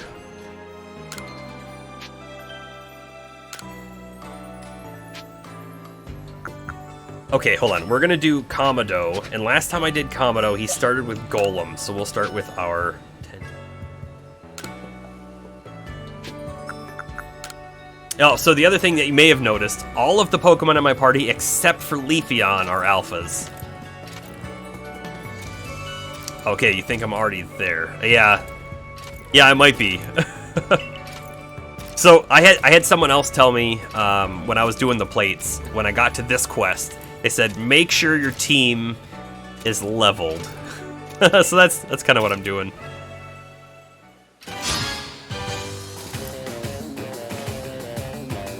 And these battles against these Pokemon trainers here are actually really good for the XP.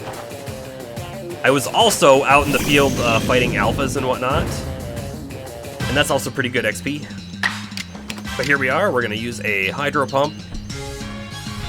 I could strong style it, but you know, I bet we don't need to. He missed.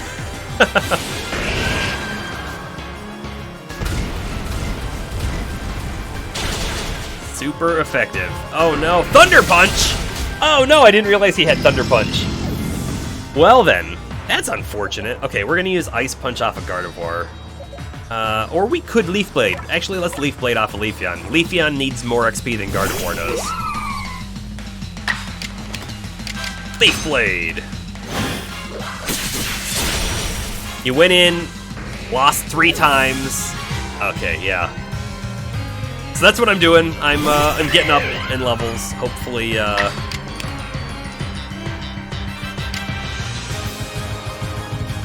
I try the Giga Impact on the Braviary? I think I do. And it avoided. And now we're gonna get hit twice.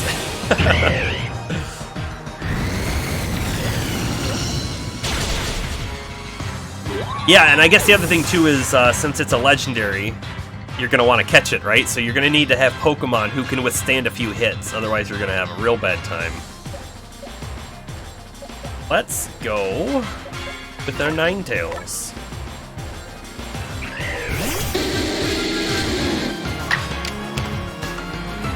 It's kind of funny. I am using my lower level Pokemon in these fights because if they defeat a Pokemon in battle, they're going to get more XP when the battle ends. However, then that opens up the opportunity for them to die, and if they die, they get nothing. So I probably should just do this battle all with my Ninetales and Gardevoir and not worry about it.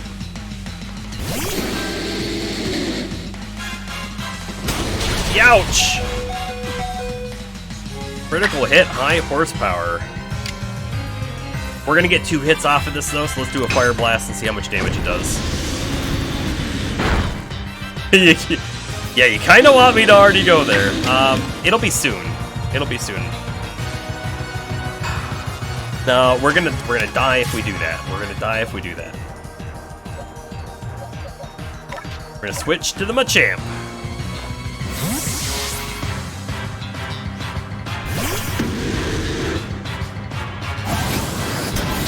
Oh, of course he has Zen Headbutt. Alright, but our Drain Punch... It still cracks me up that you can get HP back from a punch. A fighting style moves give your life back. It's pretty funny, but it's very effective, especially on some Pokemon. Clefable's Psychic could probably wipe out Machamp in 1 hit. And Drain Punch isn't going to do a whole lot, so we're going to swap. Probably Scizor, because Iron Head will do a lot.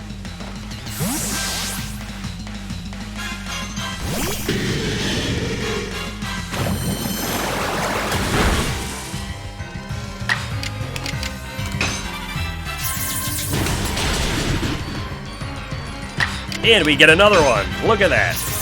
And he's got 1 Pokemon left.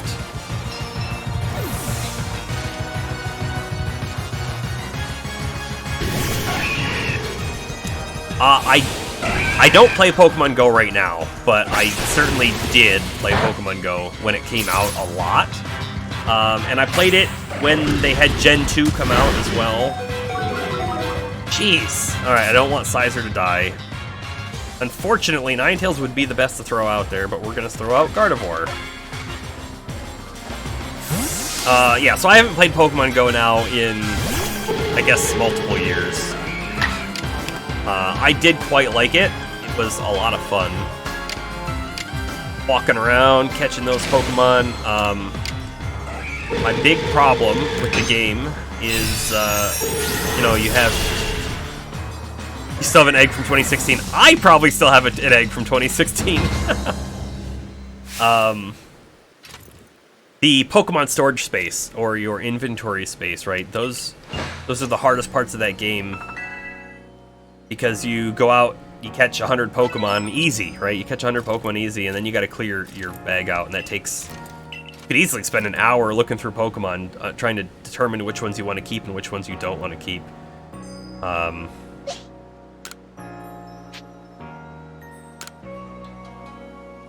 And then they want you to purchase with real money, right? The bag expansions. Which is fine, they need to make money somehow, but... That was my main complaint. You know, I probably have more than one complaint, but that's my main complaint. You can send them to Pokemon Home from Pokemon Go? I did not know that. They didn't have that when I played it last.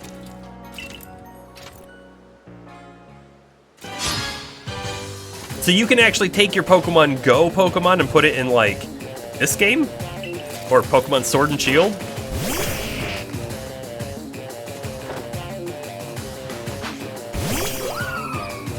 Almost filled your Legends Arceus Pokedex because of it. Yeah, that makes sense. Leaf Blade. Okay, now we gotta be more cognizant here. We gotta swap our Leafeon out before they die, because I'd like them to get some more XP.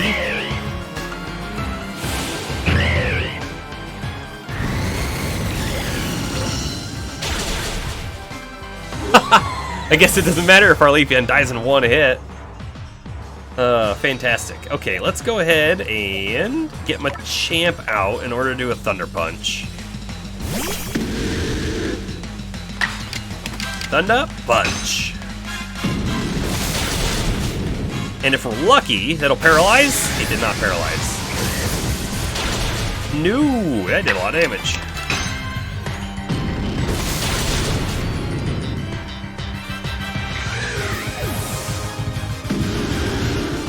Yeah, I've actually never used the Pokemon Bank, or Pokemon Home. I didn't use Pokemon Bank before it either.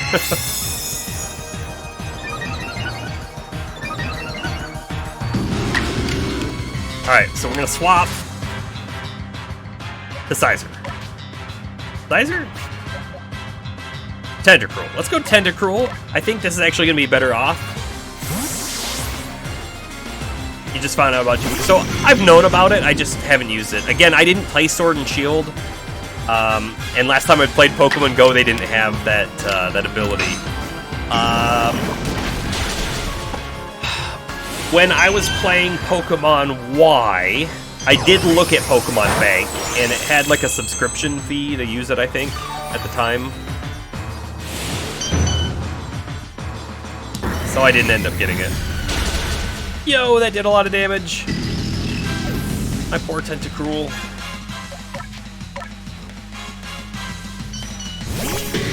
So much for leveling my Pokemon. They're all dying. But yeah, I've had a lot of people certainly tell me how great Pokemon Home is.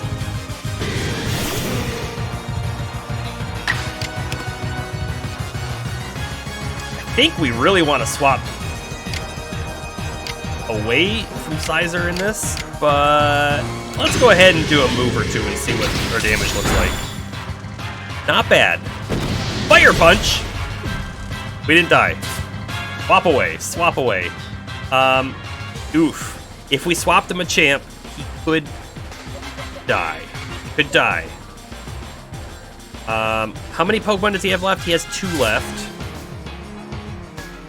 Let's do Ninetales. No. Let's do Gardevoir.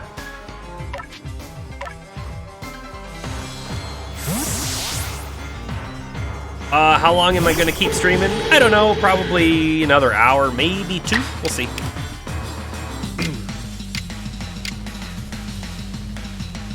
I think I want to do a Psychic.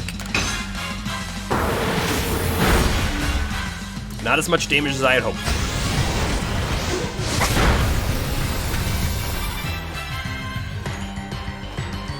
Okay, we're gonna do a Drain Kiss, get a little bit of life back.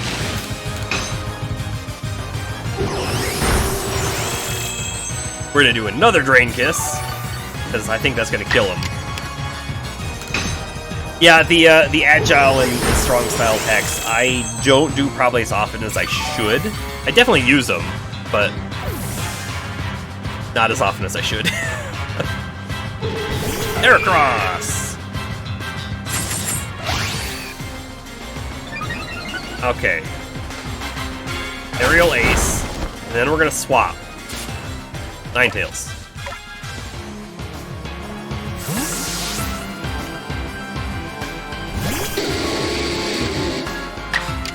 One Fire Blast should do it, and we're gonna do a strong style because I am that sure of it.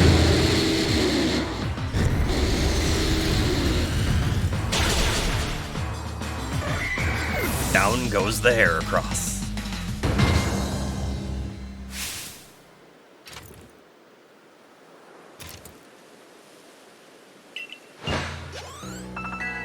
Yeah, another level on the Machamp. pretty close on the Sizer. Unfortunately, the Leafeon and the Tentacruel died. So we're going to do easier fight next here. Let's start with our Ninetales. I don't want people to die, so let's just do Bren. Sure. Sorry, I just started this one. I'll show the inventory right after this fight. This one should go by faster.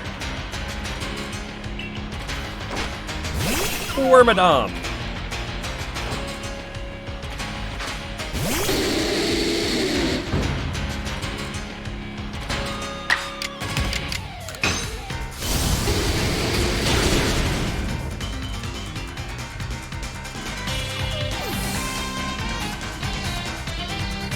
Yeah, so I'm in my early 30s.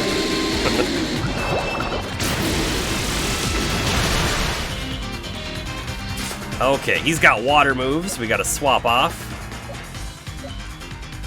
Let's go to Leafeon.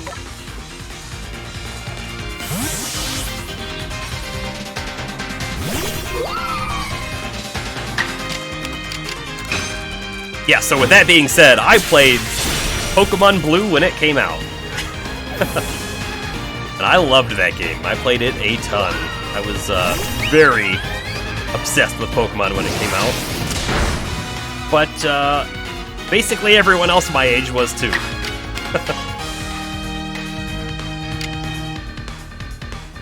Giga Impact.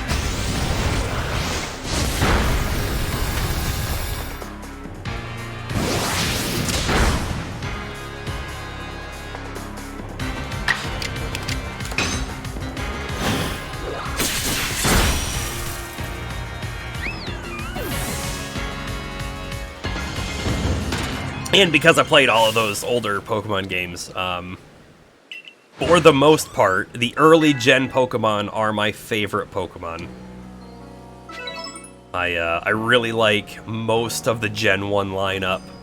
I like quite a lot of the Gen 2 lineup. And then Gen 3, right? Gen 3, they really brought in a whole lot of other Pokemon. In fact, when they did Gen 3, they didn't intend to have any of the old Pokemon in the game. They intended Generation 3 to be like a soft reset of the series. They were going to have brand new Pokemon and go from there. However, towards the end of development, I don't know how it happened, but then they ended up adding in older Pokemon. So towards the beginning of the game, you only see the new Pokemon, and towards the end of the game, you start seeing the older Pokemon show back up, and I think they ended up with around 20 to 30% of the total Pokemon being from Gen 1 and 2. But yeah, let's look at my inventory. So this stuff is not that interesting, and I store most of that all the time. The interesting bits in my inventory are probably like how many rocks I have. Tumblestone, Blackstone, Sky Tumblestone. I use them all. I craft the Pokeballs with them. I keep Pokeballs, Great Balls, and Ultra Balls on me all the time because they're very useful depending on what zone you're in. But when it comes to the specialty balls, like the Gigaton and the Jet Ball, I only keep the higher tier versions on me. And then I keep Smoke Bombs. I use those quite a bit, especially in Time Distortions. I use those a lot. And then Sticky Globs, if there are, you know, a high-level alpha Pokemon that I want to catch and not battle. So that's what I keep on me. These are for the massive mass outbreaks, of course. My key items, I'll take a look in there, I guess. All of the plates you're going to see. The flute. I've got 82 now of the wisps. In fact, I can get a new reward, so we should get that reward maybe now. I have some of the old verses. Not all of them, though. I've got the crystal for the globe and the crystal for Palkia and Dialga, and I've used them both. And then if you notice, when you use them, their stats change, right? And I actually set them both back to their original forms because you lose a lot of speed in their secondary form. Is that what it was? No, I can't quite remember. I'm pretty sure that Dialga lost attack, and I didn't want to lose the attack, so I swapped it back. Is there something specifically you wanted to see?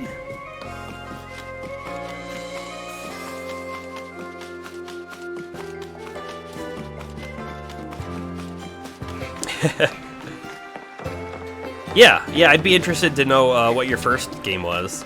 I've played a handful, like I mentioned before. I've played some of the off main games too, and when I say off main games, I mean like Pokemon Stadium I've played, that kind of stuff. Then there's the mystery dungeons. I think I played a little bit of a mystery dungeon game, but I never owned them. 3 Seeds of Mastery. Not the best reward. Pokemon Snap, played that. I have the new Pokemon Snap for the Switch. However, I haven't played it yet. Even though I have it. Yeah, so we'll look at the items here, because now we'll be able to see more. Actually, let me even clean my inventory up, now that I can. So these are the things I carry on me. Oh, I also carry a survival charm. Right, just to help you from fainting by chance if you're getting hit a lot. Mostly that comes in handy in the time distortions. But over here, do a quick sort. I have a few potions or whatever, a few revives in my box, but got rare candies, haven't used them yet. I have quite a few evolution items, especially the elemental stones. I only have 1 Reaper Cloth, 1 Razor Claw, a couple Protectors, an Electrolyzer, the Magmarizer, Black Augurite, Pokemon Black on the DS. I had Pokemon White on the DS.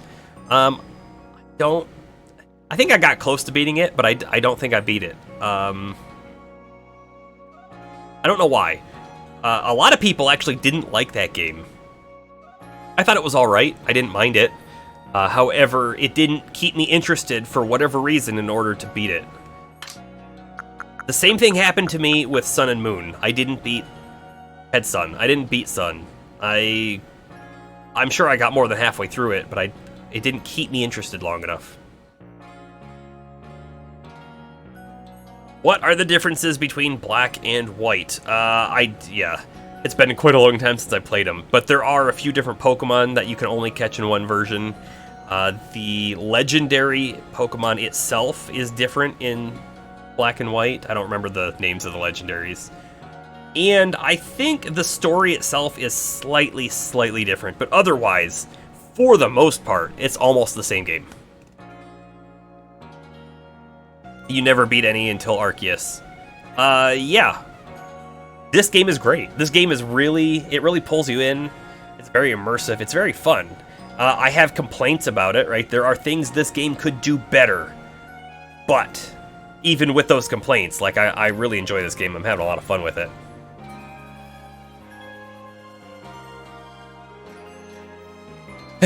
Yeah, every time I'm out, when I see things to harvest, I grab it. So plants, rocks, stones, whatever. I get as much stuff as I can. It's just a massive inventory. I'm so glad the item box doesn't seem to have a limit. I haven't hit a limit yet anyways. 4, 5, 6, yeah. So maybe there is a limit of 6, but I don't think I'm gonna hit it. The grit dust, gravel, and that stuff, I used a lot of grit dust. I actually could probably use a few more of these. And I think you can up-convert. Someone in town who can do that for us. Could do that. I cannot remember. We'll see if we can find them real quick. Also, I want to talk to this guy. This guy sells some interesting things. A jet ball set. What is that? Oh, it's jet balls, the Pokeball. What is the mechanical circular saw? Is this an evolution item? It's 60k, it's a lot. Or is this the Rotom piece? Yeah, it's expensive, right? I think it might be the Rotom piece, though. We just bought it. Few others would recognize the value of a perplexing item like this. Its insides are packed with gears and machinery that serve some unclear purpose. But if you can solve this item's mysteries, your reward will surely be far greater than the price you paid for it today. Well then, I'll get this sent to your quarters free of charge. Let's go check it out.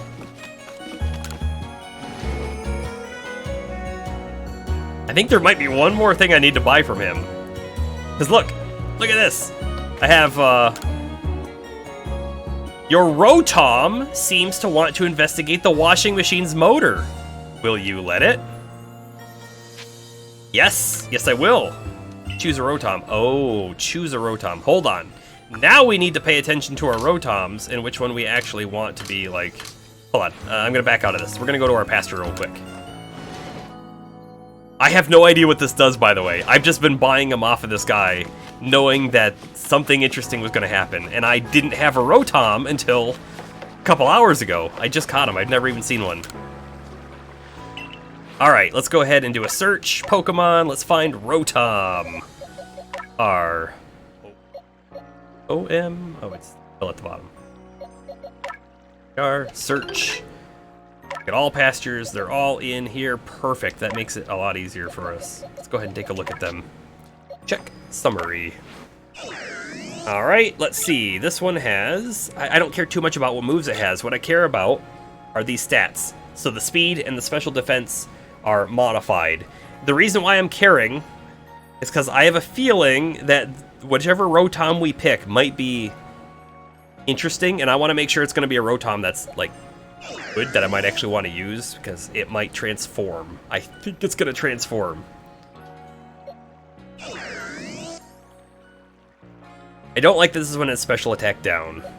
This one has defense up, and so they all have special defense down except for one. Alright, we're gonna go with this one. That's our level 60. That happens to be the first one in the list. The first one in the list is our Rotom that we're gonna pick. Yes, Bomber, you called it. The refrigerator looked sort of like a Rotom, and now we can use them. I didn't even like think to come in here and try it after we caught the Rotom. You upgrade the Rotom with stones? Okay. Don't really like evolution stones. Select. Rotom entered the motor.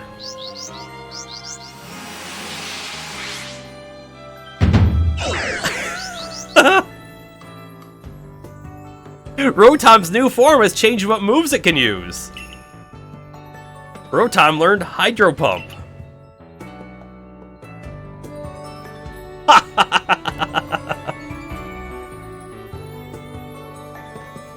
Alright, so what is this thing? The lawnmower.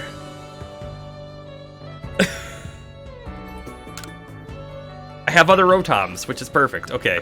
You know what? I don't know that I care anymore what their stats are. We're just gonna use them all. Oh yeah, with the grit stones, you can make them all stronger. I'm gonna use some more grit stones on my core Pokemon. Yeah, it was the refrigerator. We're gonna go do that. This is so ridiculous. Leaf Storm. Okay, so that made him a grass type. This made him a water type. I wonder if they're like electric water, because that's a unique one, right? Or electric grass. And here's our refrigerator.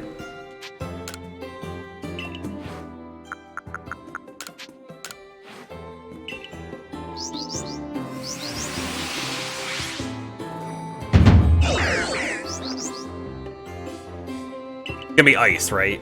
Blizzard, yeah. That's so ridiculous. Alright, let's take a look at Rotom in our Pokedex now. Let's see. Oh, Tom, there we are. So here's the thing. It still has 2 more forms, which means I think there's 2 more, like, mechanical pieces we can probably buy. So let's go here, and then we'll look at this. Okay, Electric Ghost, Electric Water, Electric Ice, and Electric Grass. I think Rotom was introduced in Gen 6, right? Which I believe is X and Y. And then they used Rotom as your Pokedex in that game, which is kind of neat. The Rotom Pokemon itself, I don't mind. This stuff is kind of weird, though. I don't think I would ever use one of these in my team, just because they look silly. I don't mind them existing, but... Alright, so this Pokemon appears to be a Will-o'-the-Wisp powered by electricity. So, a form in which Rotom lurks within an odd bureau. The bureau's purpose is unknown, a bothersome Pokemon causing trouble by splashing cold water everywhere. Lurks within a bizarre cupboard. The cupboard's composition is unknown, a bothersome Pokemon causing trouble by frosting everything over. And lurks within a misshapen wheelbarrow. The wheelbarrow's mechanisms are bizarre. It's a bothersome Pokemon. You know, it's funny, causing trouble by mowing down grass and trees. It's funny because this is almost written like someone from the time period. However, technically, shouldn't our character have written the entry because we discovered it and we already know what a lawnmower is? Alright, we'll move on here.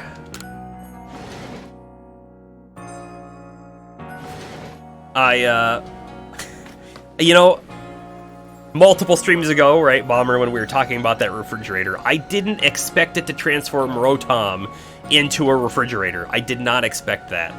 What I was expecting was that you were going to get all of the pieces, and then somehow you were going to create a Rotom.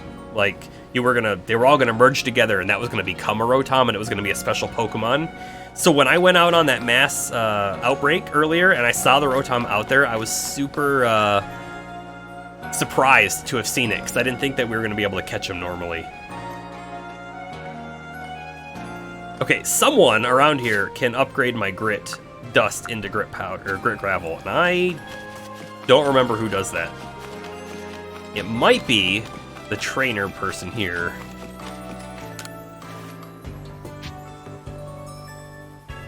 I don't think so, but I want to exchange items, maybe? Aha! I want to get grit gravel? There we go. 80 sacks of grit dust for 8 sacks of grit gravel. Yeah, we'll do the big one. That's fine. That's good for now. Now we can use a lot of this grit gravel on our Pokemon. Let's go ahead and get our defense up on Ninetales. Most of Ninetales' moves, maybe all of them, are special attack. So I'm not going to raise the attack on her just yet, but we will raise the special defense. The Gardevoir. I think defense is a good one to get. And actually, she has Ice Punch.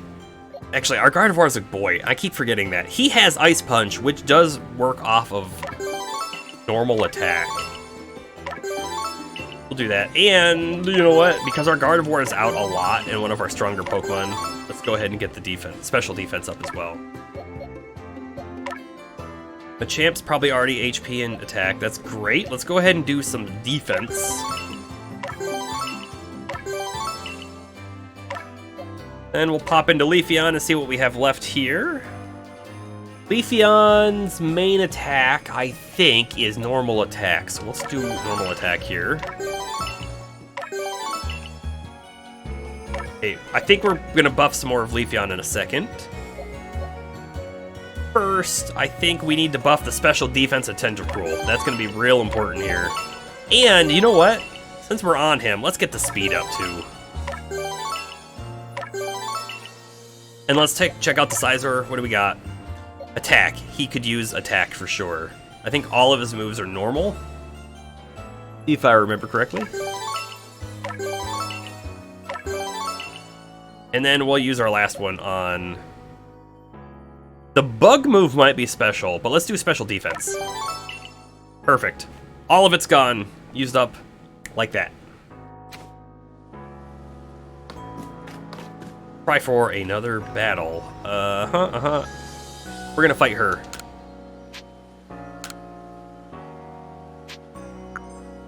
Zisu is her name.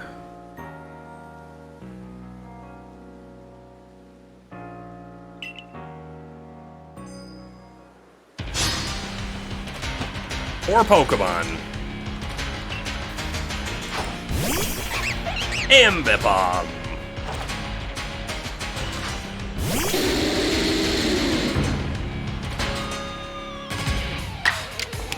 Alrighty, let's see. I think we're just going to use a Fire Blast. I'm kind of hoping it takes it out in one hit. Which it did.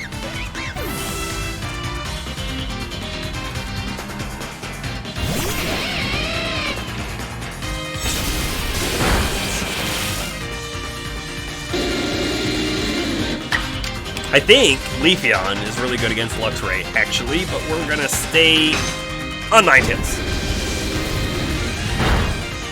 Take everything out.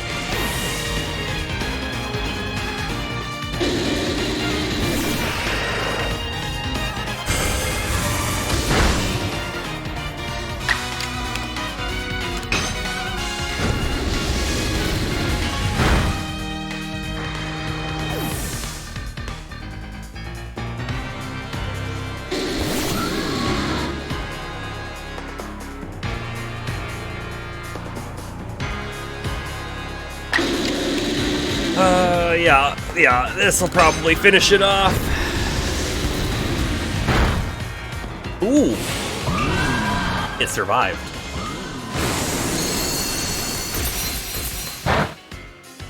And then they chose to use an ice move against a fire Pokemon twice in a row. That's some good judgment.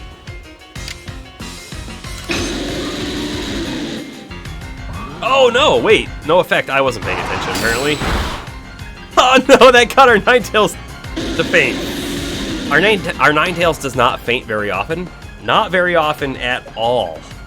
Okay, I think we can go with, like, one of these guys and get a lot of XP off of it. Let's do the Tentacruel, because they're the lowest. Ice Beam!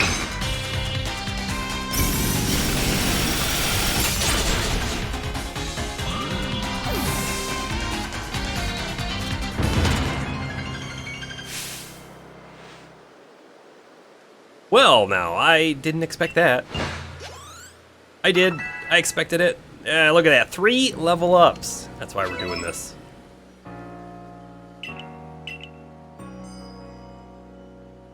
That's why we're doing this. Okay. Let's go ahead and try the big commander again. I think we'll do a little better this time. If we start with Leafeon, we can take out his Golem, no problem. It's the next Pokemon can kill our Leafeon in one hit. So let's start with the Tentacruel. See how it works. Amado. Let's do this. We definitely get more XP off of him. Here comes his mustache physics. Look at it. Billowing in the wind.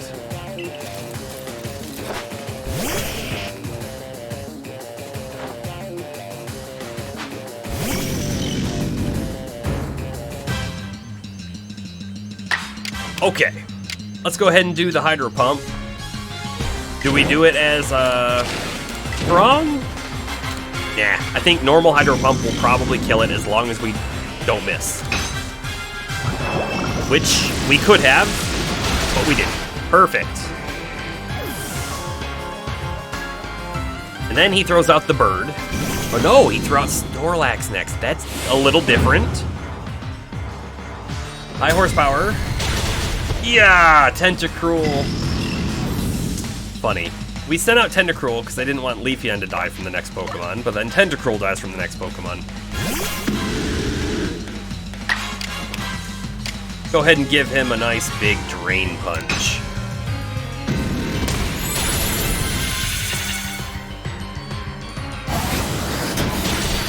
Then Headbutt does a lot, that's for sure.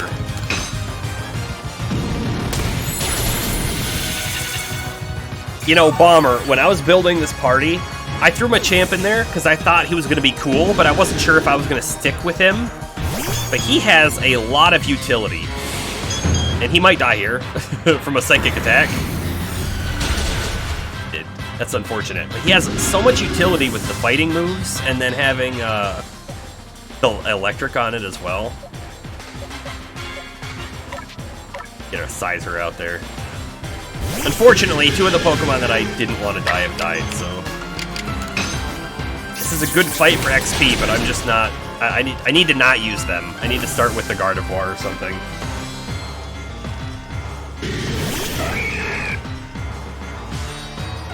Spin Missile! Go ahead and give him a Giga Impact. He didn't like that too much.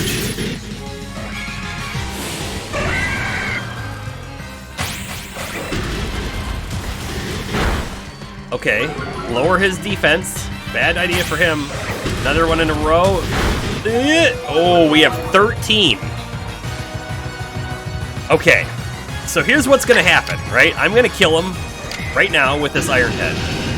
And then, he's probably gonna turn around and kill me on the next Pokemon. But we'll find out. I'd really like to swap out on the next one.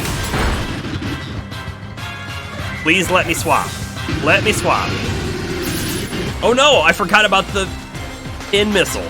2 HP. Swap. Swap. Oh. The 3 Pokemon I needed XP on. Gone. That's,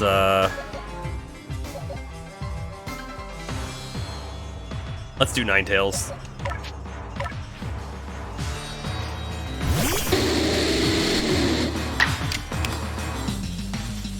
We'll get 2 Shadow Balls.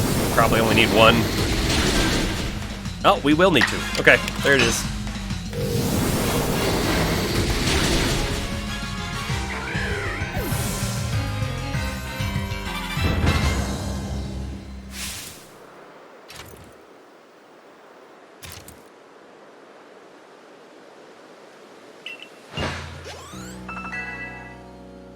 Level up on the Ninetales. Okay. We're gonna do the next battle. Yeah, we might actually lose more Pokemon. We'll see how it works. I don't want to start with Tentacruel though. I want to start with Gardevoir. I'm assuming the next one is going to be more challenging. Benny, he's the ninja. Ninja Benny. Doesn't matter to me who wins and who loses. I'm here to show you how a ninja fights. You know, we got the ninja outfit and everything. However, Benny's outfit is still cooler. He's got like armor pads on his arms. Stuff like that. So he has 4 Pokemon as well. Starting off with a Ghost type, which is actually not good for Gardevoir. Let's see. We don't have anything that's going to be super strong against Miss Magius, and Miss Magius will be super strong against us. I think our best option is we're going to swap immediately to Ninetales. And probably get hit. Ah, we didn't get hit. Perfect. Okay, so we're going to do a Shadow Ball normal style. Perfect. Okay.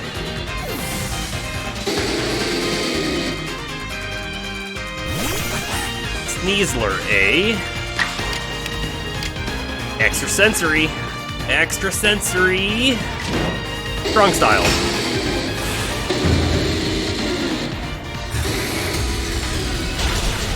Nice. My Ninetales is uniquely suited to fight this guy, apparently. Gardevoir. It's funny, because now I'm going to use Ghost to move.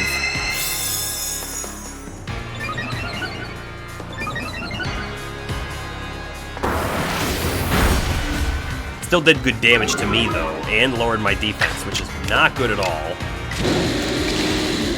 Aha, we're going to do an Agile Shadow, and then do a normal Shadow, and probably be fine.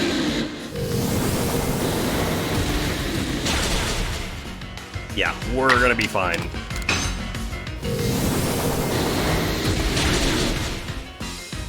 There goes the Gardevoir. Oh, a Gallade next. Okay, this is actually not good for us. We need to swap. We need to swap. So he's going to have some fighting type moves, and he could have some psychic type moves, and he could have some elemental type moves, so we don't really know what he's going to have on him. Our Sizer actually would probably be a pretty good match against him. But so would our Gardevoir. Very. Alright, let's use our Gardevoir. Let's stay in the mentality that we want our lower level Pokemon to not die. We want them to get XP. Even though if Sizer, you know, defeated this Gallade, they would get more XP. Let's just go this way and be sure that they get XP and don't fall in the fight. Look at that. And he's a pushover. He was a lot harder the first time I fought him. That's what I remember. It seems my ninja techniques will soon be consigned to history. There we go. A nice, like, 6K on everyone, 9,000 on my Ninetales. Yeah, go make some more potato mochi. Yeah, better start coming up with some new dishes, because I think he only knows how to make one item of food. Back from the brief outing. How's it going? Well, let me show you something. Look at this, Darth. I have a Mo Rotom, and a Frost Rotom, and a Wash Rotom. Just kind of ridiculous. I have no idea what level my Pokemon were at when you last saw them. However, you can see that we're getting pretty close to 70 on everyone. I haven't been here doing this the whole time. We went out, we did some mass outbreaks. We did a massive mass outbreak. That's where we found the Rotoms, actually. Yeah, and there's 2 more forms that I don't have yet. And I figured I would do a couple more of these battles. So let's go ahead and fight Ingo. I think he's probably going to be a lot harder than the last 2. But we'll see how it goes. Now then, follow the rules and drive safely? Okay.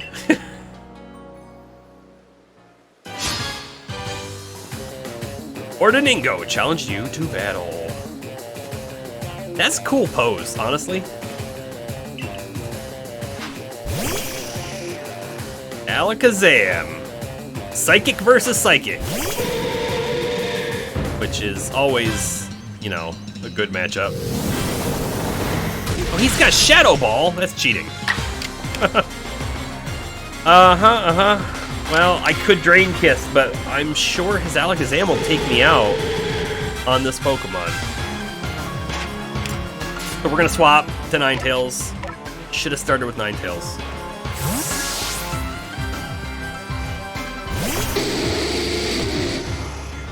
You know, Ninetales, like my Ninetales is probably the favorite Pokemon I have, but is also really good against a lot of different Pokemon. Normal style here.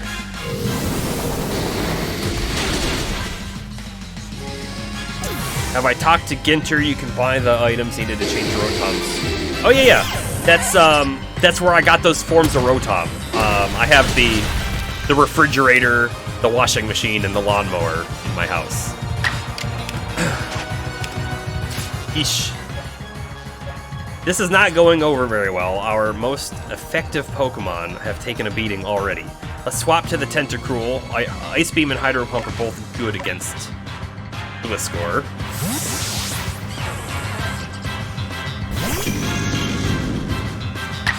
Alrighty, let's see.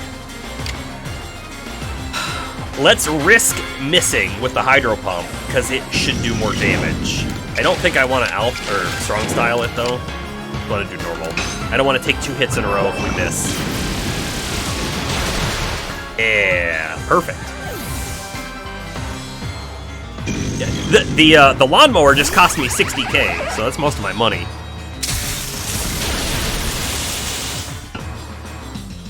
That's not fair. Fire is good. Not good. Not good. Punching is good. Let's go, Machamp.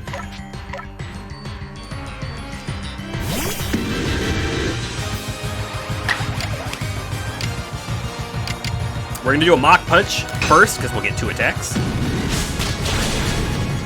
You know, I was really second guessing my decision to have Mach Punch on him, but Mach Punch is a great move to have on him because it often allows us to get 2 hits in a row.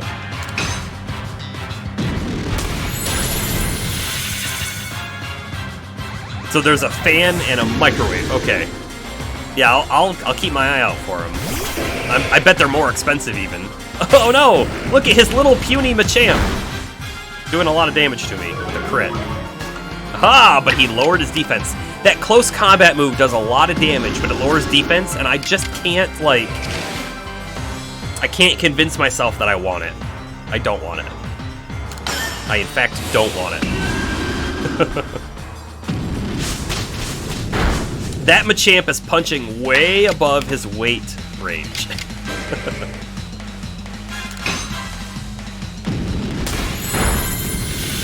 Look at that.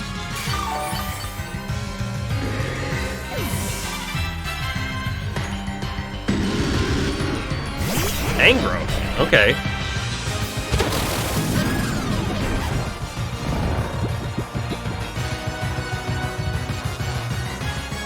It's far better in the modern games. Sorry, what's far better? I lost the conversation train we had going on. And Ninetales would be real good. You know, though, Bug type, we haven't used Sizer yet in this fight. Sizer, give me a win.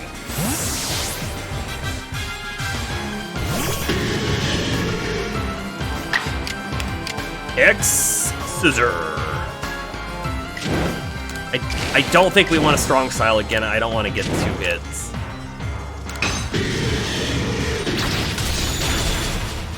And I don't think the strong would have killed it anyways. Wouldn't have been that much better. Oh, sleep could be pretty bad here. Ancient Power. He got 2 attacks off. He wasn't supposed to get 2 attacks off. Alright, we're gonna do the Agile, because if he's asleep, we'll get a second chance. Good.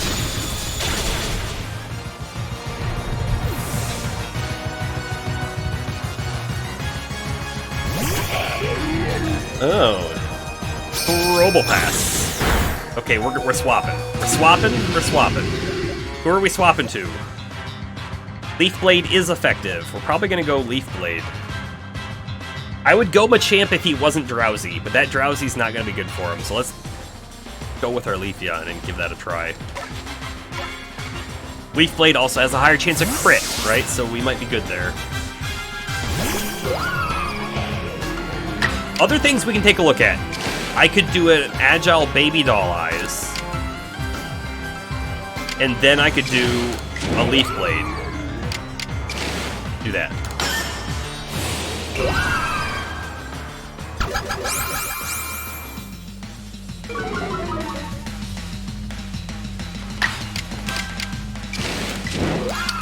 Single Leaf Blade, single normal style, I mean. Good damage. So on our next attack, we will do a strong style. And then he'll be down.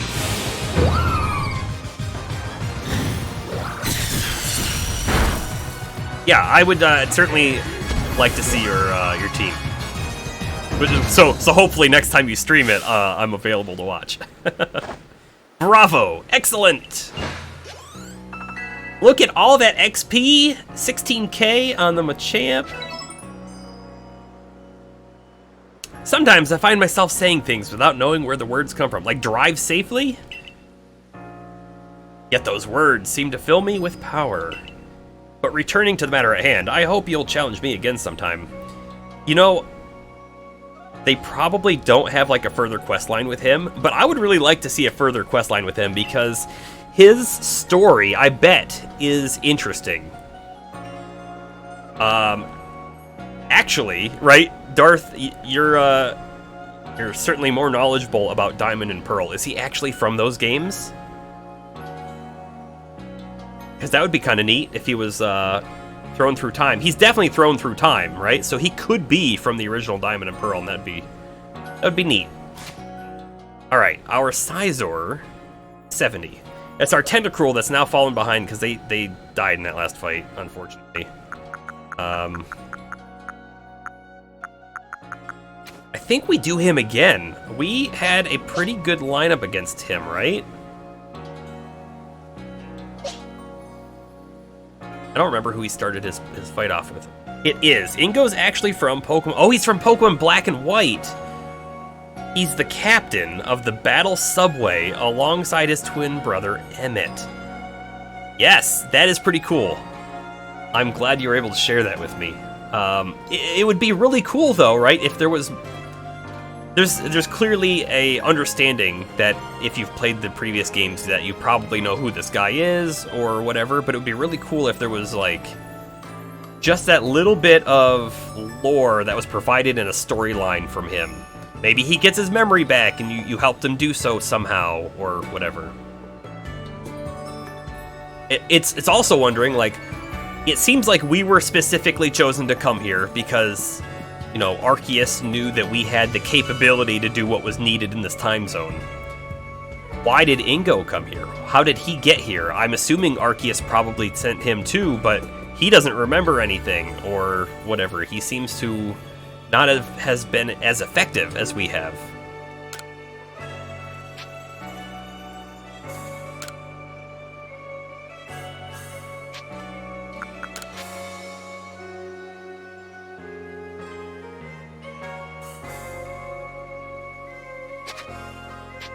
You know, he started with something that my Ninetales was good against. Let's go and do the battle again here. I think you did anyways. It was a lot of XP. Yes, I remember the wormholes from Sun and Moon. However, again, I didn't finish that game. I should probably finish that game, shouldn't I? That would probably explain more. Now then, follow the rules and drive safely. He said the same thing again. He must say that. He must say that exact thing because he's on the Battle Subway. Yeah, okay.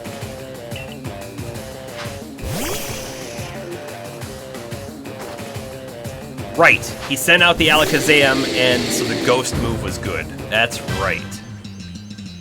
We'll do that again. Did our normal kill it last time? I think it may have.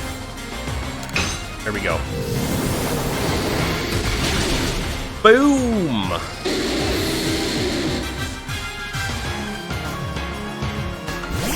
Gliscor. Okay, so this is where we sent out our Tentacruel. And Tentacruel did great, but then they died on the next Pokemon, and I don't want that to happen again. So I think we're gonna switch it up and not use Tentacruel. Try not to use Tentacruel at all, so we can get some XP on him. So sometimes a person can fall through an Ultra Wormhole and find themselves in an entirely different universe. More often, they lose their memory, but they do still remember the crucial stuff. Okay, yeah, I mean, that makes sense. Didn't the wormhole stuff introduce, like, parallel times, sort of? We sort of talked about the remakes, right? Like Heart Gold and Soul Silver. But aren't Heart Gold and Soul Silver technically, like, a different timeline or something than the original Gold and Silver? And same thing with Fire Red and Leaf Green. Aren't those technically separate than Red and Blue? And you're like my Pokemon lore expert, Darth, so I'm glad you're here.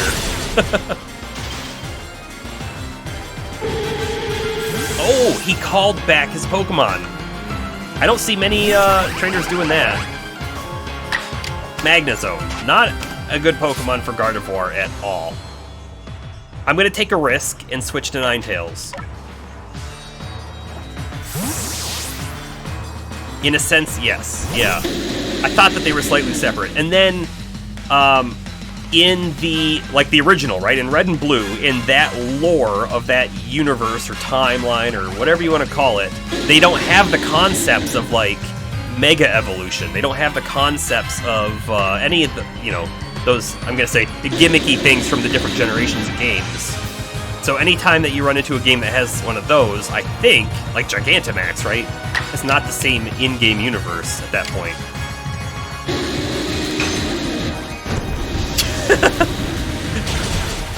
Yeah, bomber. I mean, I don't know if it is like a super deep lore. It's definitely some sort of like explanations that they give things between games, but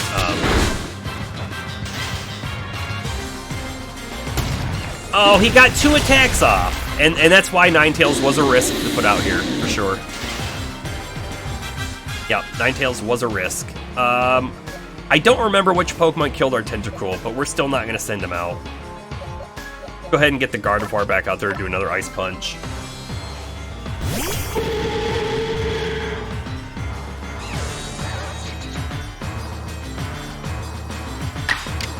Ice Punch!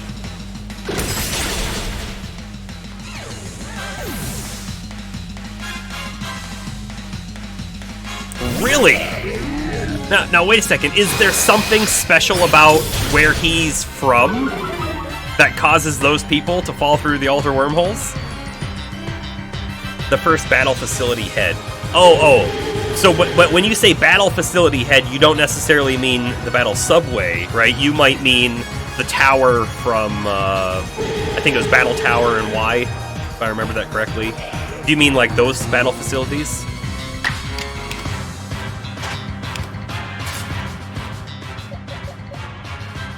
You know, I think we used Leafeon on this guy last, but this time we're going to use Machamp. Machamp it is. Yeah, any battle facility from across the series. Yep, okay. Oh, I can't get a second attack off this time, which is okay. That means we're going to start...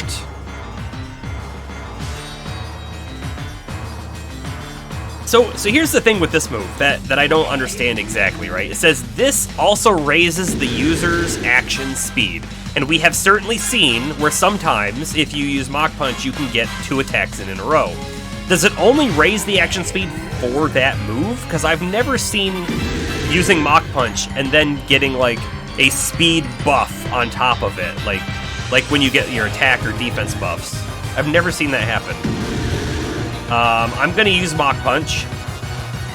No, I'm not. I'm going to use Drain Punch because it's just going to do more damage. Any facility that does the same function as the Battle Subway. Right. Flash Cannon. Oh, he can do 2 in a row! Ouch! The Drain Punch isn't going to matter because he doesn't have enough life to steal.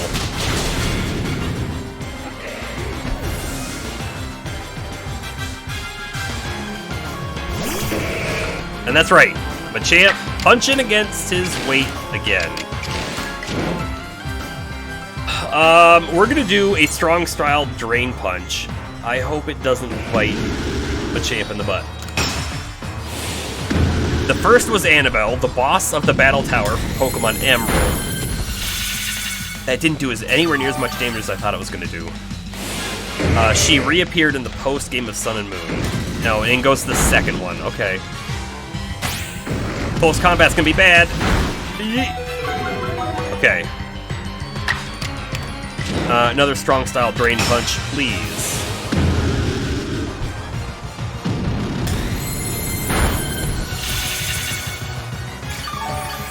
And then we're gonna swap Machamp out for this last Pokemon. Tangrowth, which we'll switch to Sizer again, because that worked out well. Whew. With the Bug super effective move.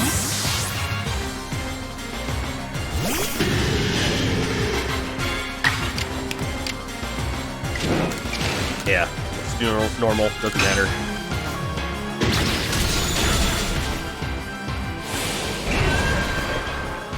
Agile style Ancient Power. Now, I haven't used Ancient Power in this game at all. But if I remember correctly, can't Ancient Power, doesn't it sort of, when you use it, roll random elements? So, like, sometimes it's like a fire version of Ancient Power. Is that not correct?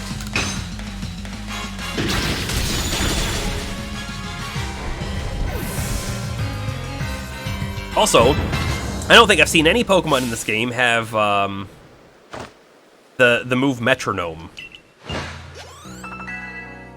Look at all those levels in XP.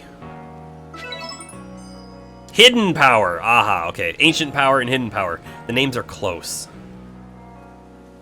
Sometimes you find yourself saying things you don't know. Yep. Okay. We technically have everyone in the 70s except for Tentacruel. You know what we do have? We have a couple XP crystals. I think we're going to use a couple of those. And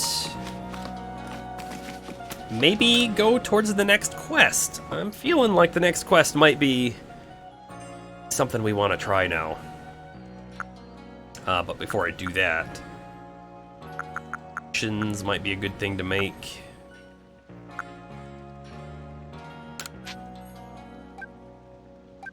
And keep ourselves with 8 normals. Then we'll make some hypers off of those supers. 15, I think. We have 17 and we've got 31 hypers. That's pretty good. Max potion.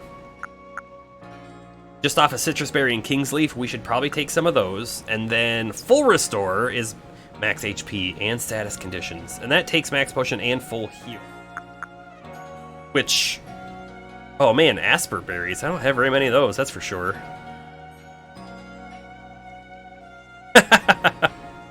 Hey, that's all right. If I don't have a chance, then that is that's also fun. I don't need to know if I'm gonna win going into it. You know, I don't want to use all my Asper berries. We'll make 1 full heal, and then from there we'll make like 4.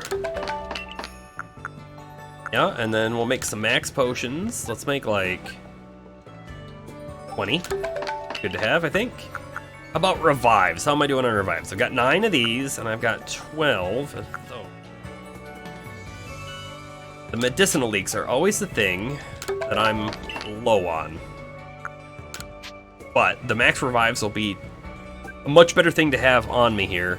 Don't want to use all my King's Leaves, though, so we'll save a few. Here we are.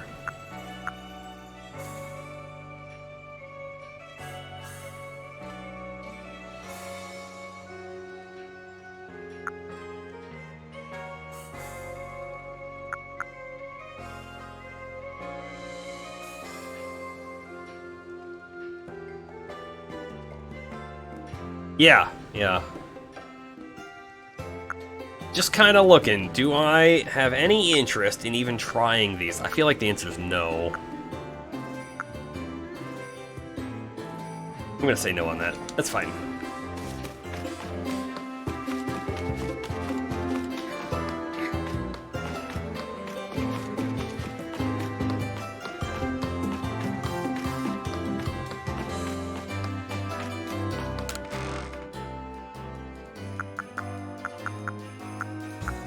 Of our extras, if we have any like that. There we go. And I'm actually gonna store a bunch of these because I don't need to carry this many of these on me. So let's move courage. Let's like say all and then say 10, 20, 30. All, and I think just 20. That's fine.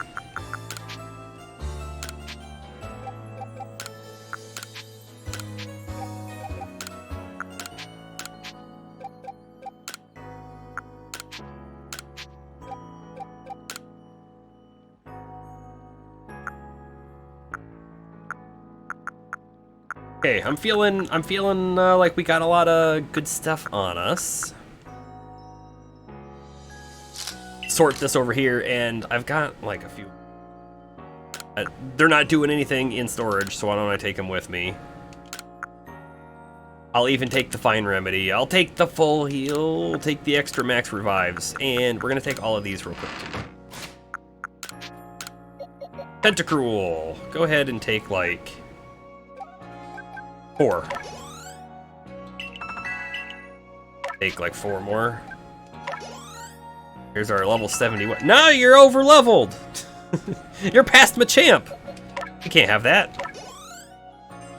There we go. Perfect. Sort. You'll want to optimize your movesets if you can. Ninetales and Gardevoir are fine, but size are... Oh, yeah, you're right. I will want... hold on. In the next fight, can I potentially catch a Pokemon? Because if I can potentially catch the Pokemon, False Swipe is still something that I might want to keep, right?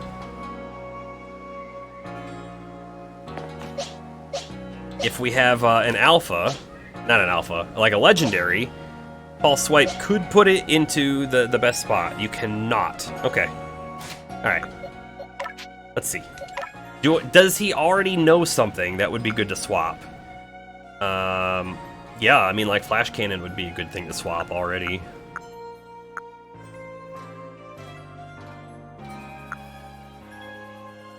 Having a flying move wouldn't be terrible. Having this one would be better. Aerial Ace? Yeah. I think I'll go Air Slash instead.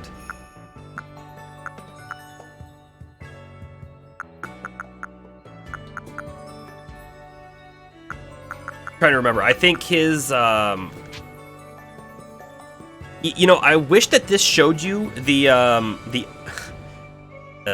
up or down arrow on the stat, right? Because I think this guy was good on attack, but not on special attack, which we can actually see here, no problem. So we want to make sure that we take... I think we actually want to take Aerial Ace, because it's going to be attack-based and not special attack-based. There we go. Done.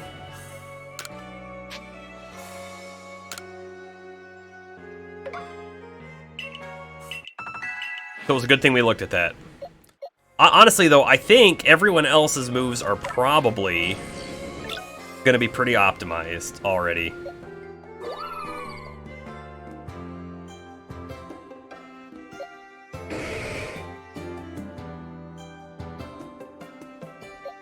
So, just going through them all real quick here.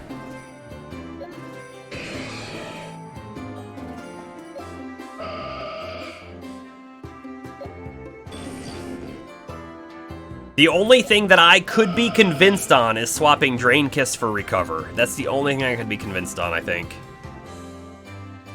Drain Kiss is great as long as they are weak or normal against Fairy. But if they're strong against Fairy, all of a sudden Recover is a way better move. But I think we'll go with how it is.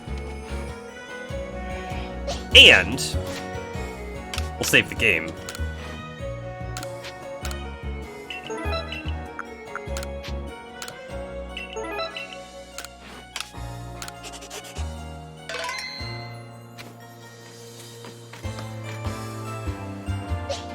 Sure, I can leave with Gardevoir.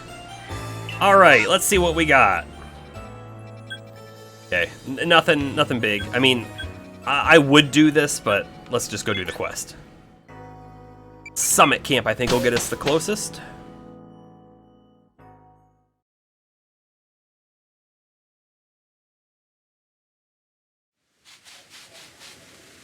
Yeah, we'll see how this goes. Map.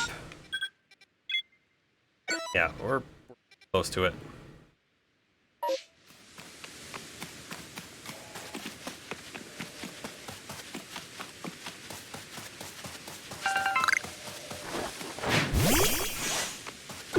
Hey, there's a Rotom. Oh, something saw me. See if I can... I definitely don't want to fight anything, but I want to catch that Rotom. Real quick. Yeah, I don't really have much idea what's coming, so... I hope you enjoy it. Alright, we caught that Rotom, which is what I wanted there.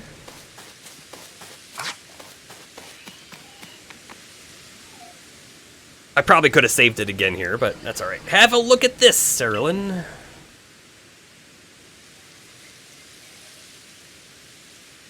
It is a broken statue. This statue has been kept here, far from the statues of Dialga and Palkia. Broken and shattered, and yet it remains. Do you know what it is? Not at all. Oh, you're the greatest wielder of Pokemon this land knows. The one who could bring low even Dialga and Palkia, but it seems certain things are beyond even your grasp. This crumbling statue once was the figure of a Pokemon, one that was equal to both Dialga and Palkia, yet banished from our world. The great Pokemon Giratina! It was banished for its violence, left to dwell in a world on the reverse side of our own. It is a being that has lain in wait for the chance to bare its fangs in defiance and tear down Arceus itself. Okay. I thought Giratina, like, it might have legs, I guess. I thought it was more snake-like. Now, tell me, if this Giratina desires more than anything else to challenge almighty Arceus, where do you think it might appear? The Temple of Sinnoh? Exactly! Where one is closer to the heavens than any other place in Hisui, and where the space-time rift first opened. Ha ha ha ha ha ha ha ha! No, wait a second.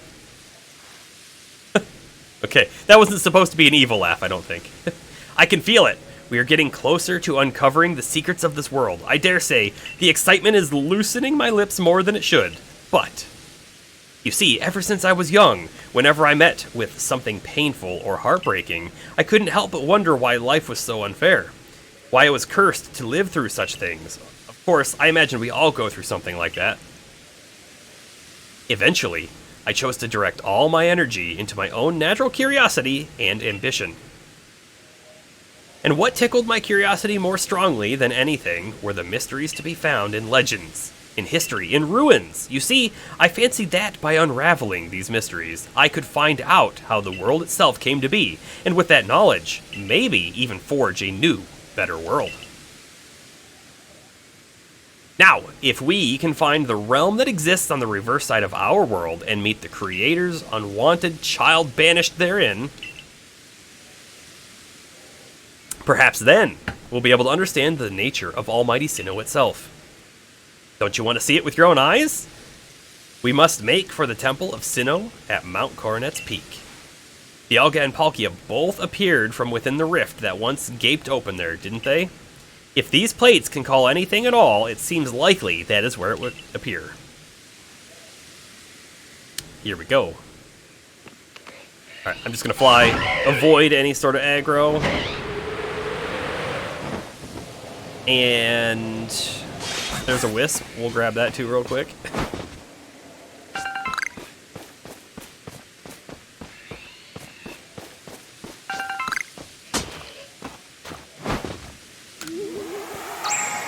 Seven more in this zone.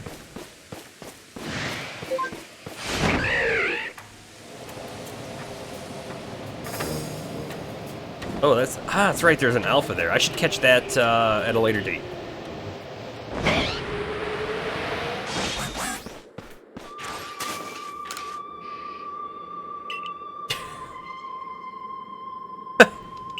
I think he has been here longer than he was supposed to be. Give me another save point. That way we don't have to go through all the dialogue again if I need to revert.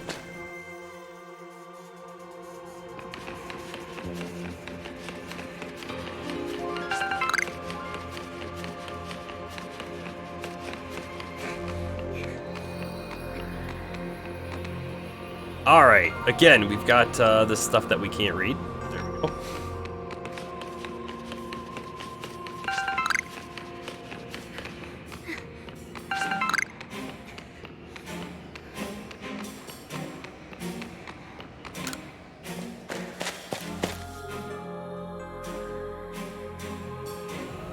Now saving. Oh, look at that. It even saved for me. So is Volo gonna be here? I haven't seen him yet.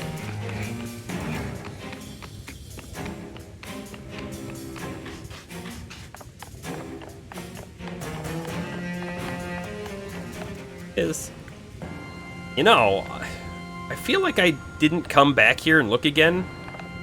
I wouldn't be super surprised if there was, like, an unknown hanging out here somewhere.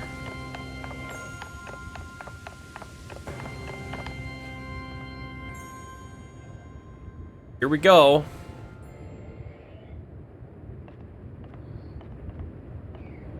The temple lies in ruins now, columns cracked and broken, like pillars now turned into spears. You know, I feel like there's a reason they're not showing his eyes. Oh, like spears, stabbing into the heavens. Well, I detect a distinct lack of Giratina. Is something bothering you? Ah, I do beg your pardon. I suppose I must seem to be behaving strangely. I dare say you deserve to know what I'm really after by now. Ever since I became convinced that Arceus really does exist, there has been one question that consumed my thoughts. How can I meet such a being myself? It was in an attempt to answer this question that I originally sought out Giratina, and had it tear open that rift in space and time. Alright, I'm not saying Volo's a bad guy. He might not be an evil person, but I did suspect he was a bad guy much earlier on. After all, Giratina wished to stand against Arceus, but that didn't do the trick. So then, I had you gather the fragments of the all-encompassing deity, just as the murals of the ruins directed. 18 plates, said to be the fragments of the all-encompassing deity. You hold in your hands 17 of them, so you must be wondering, where is the last one? Why, it's right here!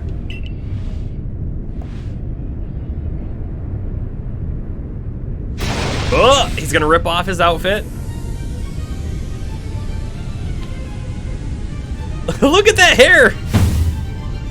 Now, hand over the plates you gathered. I will be the one to bring them all together. My desire to meet Arceus cannot be contained any longer. I need to know what it is. I must know what it is! If I can meet Arceus myself, then I may also be able to subjugate its power. And, using that, I will attempt to create a new, better world. Of course, if I create a brand new world, then this Hisui region that we currently exist in will be undone and returned to nothing. Yeah, this music's pretty cool. I really thought Volo was going to be a bad guy earlier on, and then that totally, like, I was like, nope, I guess not. He wasn't a bad guy at all. And here we are again. Now he wants to take over the power of a god and make a brand new world and destroy this one. You, everyone you know, and all the Pokemon living here will vanish in an instant, as if you'd never been. If you want to keep this world from disappearing, then face me in battle. Now that you have a choice, even if you don't wish to battle me, I'm not above using brute force to take those plates from you.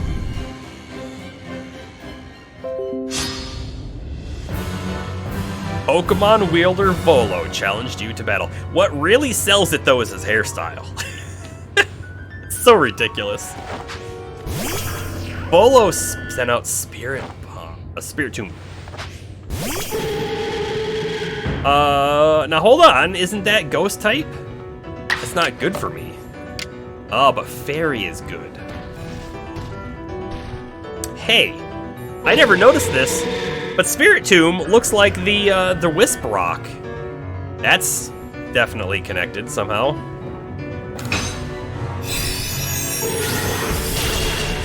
Boom.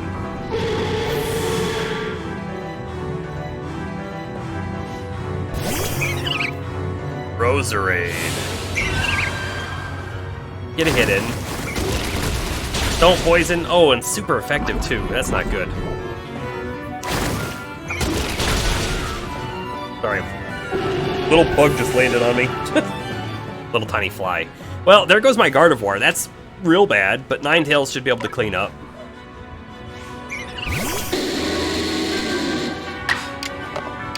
Okay, I didn't realize that Extra Sensory was good against Roserade, but Fire Blast should be a lot better. There it goes. Now the music's kind of like happy. Oh, but now we're getting back to the not happy. Okay, so Garchomp has dragon element and what is it, ice maybe?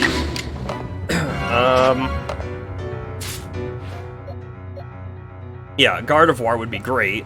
Ice, oh, Ice Beam is good against him, so it's not ice. Let's try Tentacruel. Let's try the Tentacruel. Tentacruel is higher level. Gotta count for something.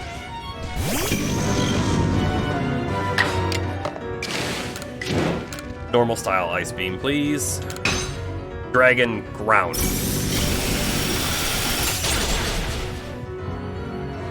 Full Restore.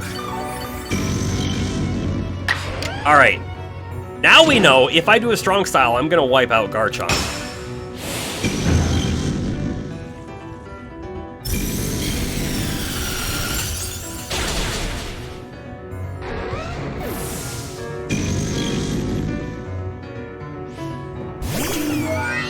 Chogekiss.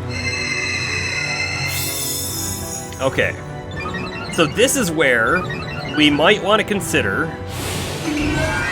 sacrificing the Tentacruel if they don't die right here anyways. Okay. Well, super effective. Dang it. Because I was thinking that maybe I would use the Max Revive on Gardevoir. Iron Head, good. Thunder Punch or Rock Slide, also good. Let's go to Scizor. I feel like that's a good one. Yeah. And you agree.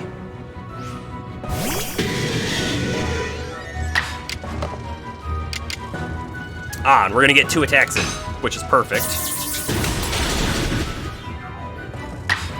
Extra perfect, because we needed it.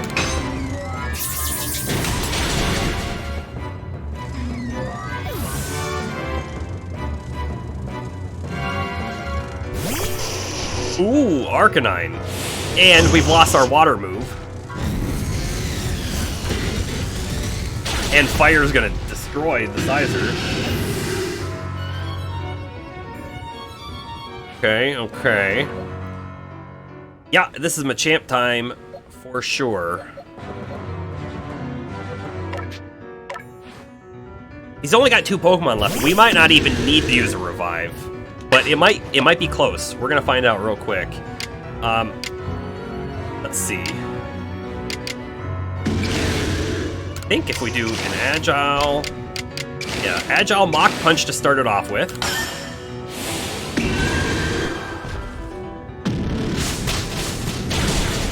Oh, wow, that did a lot of damage. Actually, a normal Mach Punch should easily finish him off then.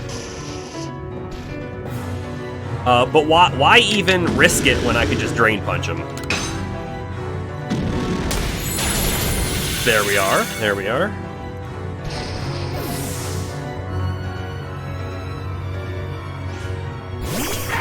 Lucario, who has fighting. Oh, that didn't do anywhere near as much damage as I thought it might.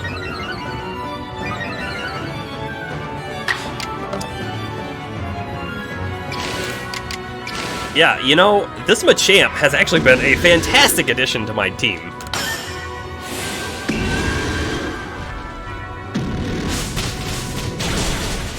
Yup, we'll do that. Then... I'm tempted to do a strong style here.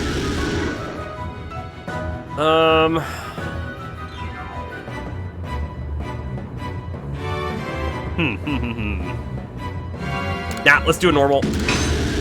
Strong could have potentially taken it out, but it would have been close. Oh, normal took it out.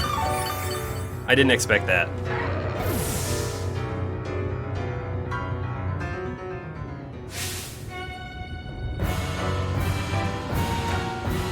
Why? Why you? Why do you have the blessing of Arceus? Hey. Level up there. Why? How? I feel like that's a good screenshot. I've devoted myself to Arceus. Beyond any other, I've worshipped it as the creator of our entire universe. I bent all of my passion and interest to its study. Yeah, but you wanted to subjugate it and take its power. All the time I've spent poring over the legends, everything that I've done. Outsider, it's almost as if you were spat out of the space-time rift just to get in my way. No, this isn't finished yet. Can't you feel it? The chill creeping through your veins, the eldritch presence icing your heart. Uh-oh. Comes Giratina. Alright, so will the game revive all my Pokemon and make them full life? Or will I be where I was just a moment ago with most of my team down? Half my team down. Giratina!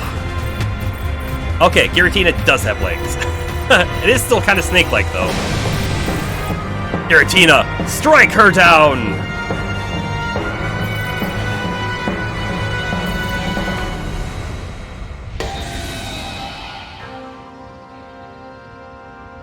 Time for Phase 2. Are you telling me I can't catch this Giratina? What a tease! Throw the legendary Pokemon in here like that and I can't catch it? I'll say Leafeon is not my first choice to go up against Giratina. But, didn't die, and my Pokemon are indeed fainted. So this is where I'm going to use a Max Revive on Gardevoir. And actually, Ice Beam would be pretty good too.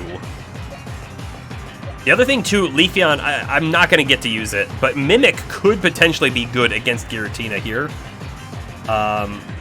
But again, I think we're going to try and get Gardevoir up, and I think we're going to try and get Tentacruel up, and not worry about Sizer. I think that's what's going to happen here. Unfortunately, Machamp is not very effective in this Phase 2.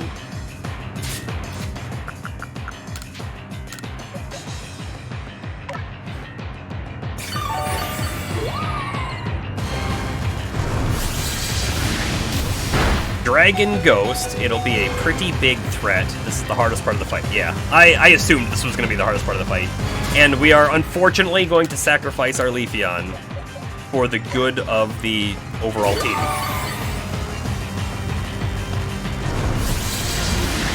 I will say it is reassuring to see that Leafeon was able to take 3 total hits, though. We could start off with our Ninetales and do the super effective Ghost move. Which we might. We will. We're going to start off with Ninetales. Yeah, right. That Shadow Ball. Like, this is why I love Ninetales so much. I mean, having the Psychic and the Ghost on Ninetales with the Fire is just like a great combo. And in fact, like, we could probably swap Flamethrower out for something also very good, but I like having the extra moves, because Fire Blast, right, can miss, and it's only 5 uses. Let's see. Agile Style is definitely what we're going to do here.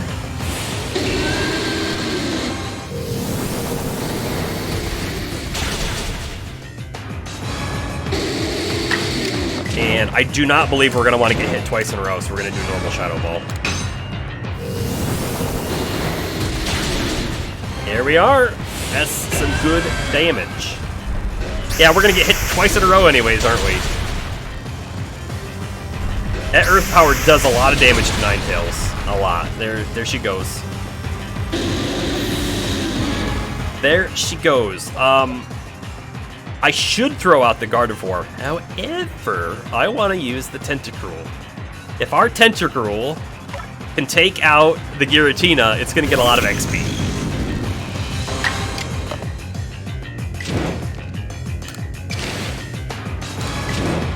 I'm thinking an Agile Style Ice Beam followed by a Strong Style Ice Beam. If, oh, you know, I didn't check how much PP I have on this move left. Find out. Ooh, even got Frostbite. Oh, we've got plenty. In fact, I don't need to do the Strong. Normal's gonna finish him off.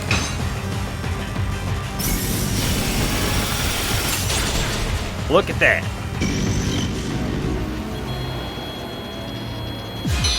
Oh, wait!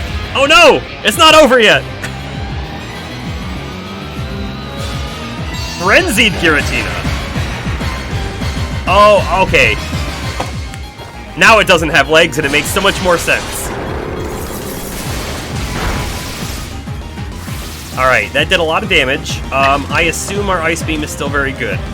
So, here's what I'm going to do. We're going to use Ice Beam. We're going to swap to Machamp.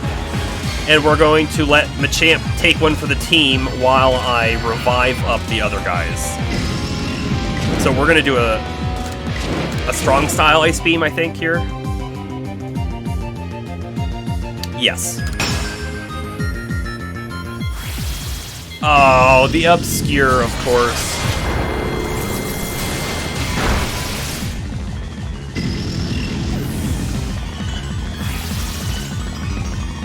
Okay, I am very sorry, Machamp.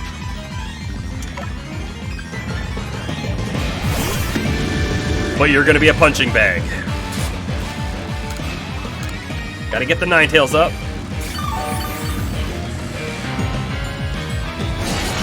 Do you like how Volo is just standing all smug in the background?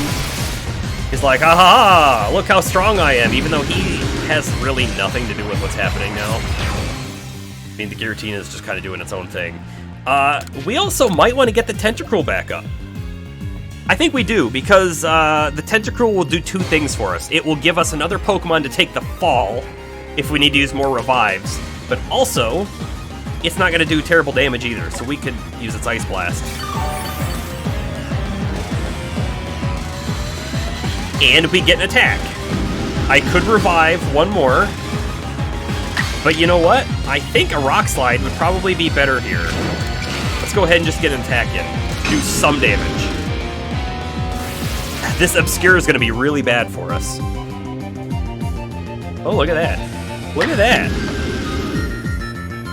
Try it again. All we can do is attempt to keep hitting it.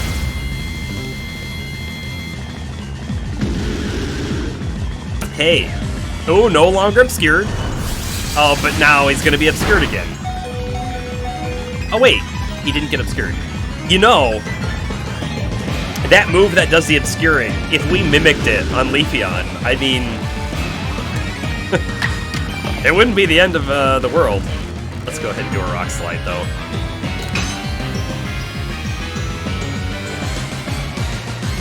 It missed anyways. Oh, you think he ran out of uses for Shadow Force. That makes sense. Alright, we're going to start with the Gardevoir. Because we know that Earth move does a lot to Ninetales. And I think having Drain Kiss out is going to be real great. I think we want to use Moonblast over Ice Punch. Let me just double check some of these things. Okay, I can't get 2 attacks off, so we're going to do normal Moonblast. A blast from the moon itself. Oh, not very effective. Not very effective, you say. That makes me just want to do a strong style right now and end it. But we'll do normal, because a normal might end it too. Right? Nice.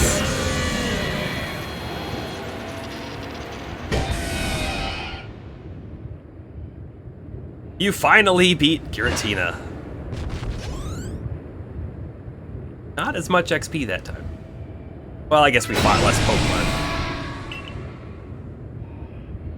Where'd it go? It's gone. Turning tail and running from this puny human? Pathetic. What do you think of the twist? You know, I really liked it. I really thought he was a bad guy earlier on, and then they really made me feel like, nope, you were mistaken in your thoughts, and then here we are. He got to be a bad guy.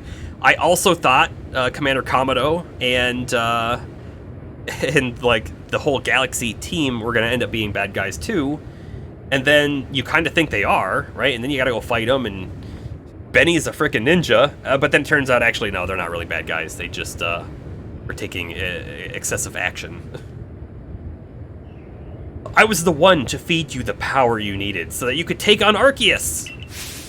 I was the one who gave you the chance to claw open that space-time rift, driving the deity of space and the deity of time mad. so that you could drag the creator out from hiding. How could this happen? Almighty Arceus, if you have any heart within you, then tell me. The crazy part about this guy is he's a possible ancestor to the modern-day champion of Sinnoh, Cynthia. Oh, really? Possible ancestor to Cynthia. That's interesting. The blood of the ancient Sinnoh people flows in my veins, does it not? What is it then that you find so lacking in me?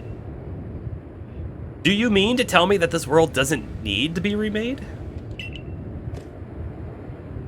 I can't live with such questions. I can't bear not satisfying this ache to know. He even looks like her. You know, I can't quite remember. Like, I know who Cynthia is, and I certainly recognize the name, but I can't quite remember what she looks like. I'll have to look her up later. Is her hair like that? Is her hair like that? Answer me then, Cerulean. Do you have some dream that propels you as I've had? I do. So you do. Doubtless, that dream of yours would never leave room for the dreams of one like me. I am the great wielder of Pokemon, and you battle alongside your Pokemon. Yeah, see, there's a difference. You use them. In the end, I was alone, but not you. You will fight together with your Pokemon to seize whatever dreams you have. Here, take it. Take the plate that started me on this path. The plate I once received from Giratina. He got the plate from Giratina. Interesting. Oh, that's strictly Volo's hairstyle? Okay. Yeah, I mean, the hairstyle wasn't, like, familiar to me, but...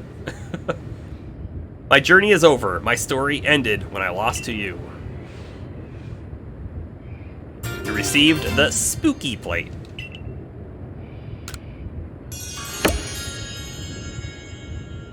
Complete.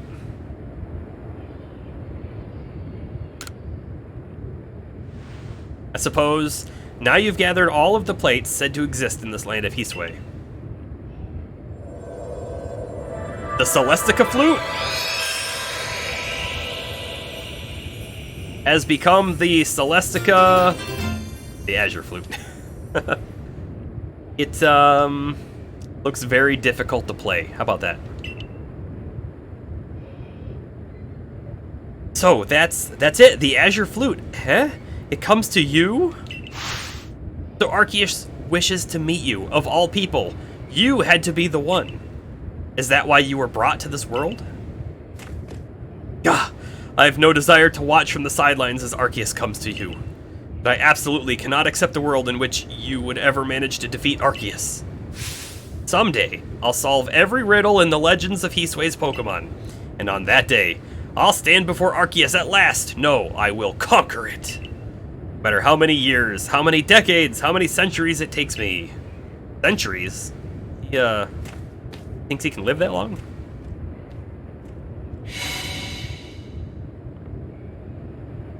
No way, you're the chosen one. What are the chances? Yeah, that's, a great question. I can't believe that, your character, the one who was chosen to come here and send through space and time, was the chosen one. Seek out all the Pokemon there are to meet, then play your flute upon the die in the Temple of Sinnoh. Okay, so what happens, save the game, what happens if I play the flute? Now, can I do anything with it? Oh, you can just favorite it. Okay.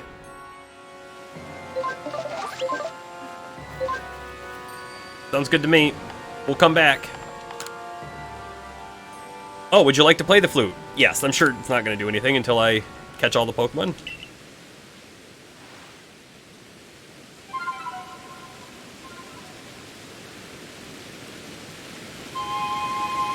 Hey! It's a different sound. It reminds me of Star Wars.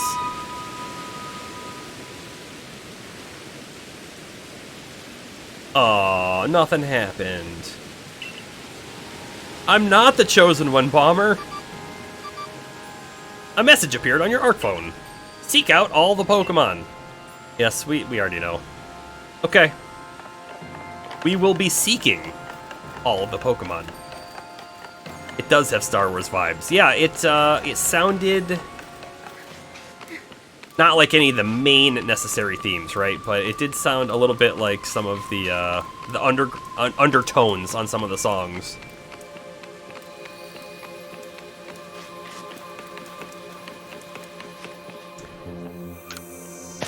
Too bad no chosen one privileges for you. Wait till you get back to the village. Oh. Okay. They gonna throw me a party?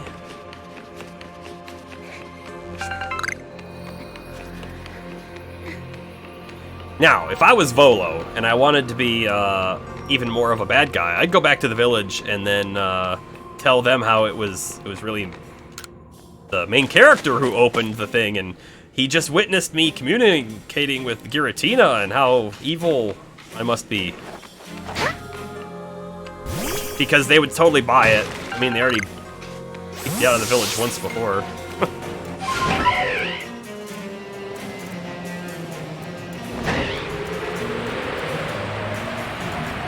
We'll do a quick swoop over here. If there's another Rotom, I might try and catch it. Oh, there's an Alpha. We'll pass on him for now, especially because our Pokemon are all weak. Does not appear to be another Rotom, which is totally fine.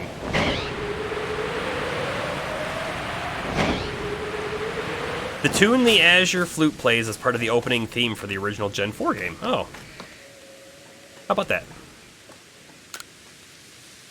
I see you've caught one whole Pokemon!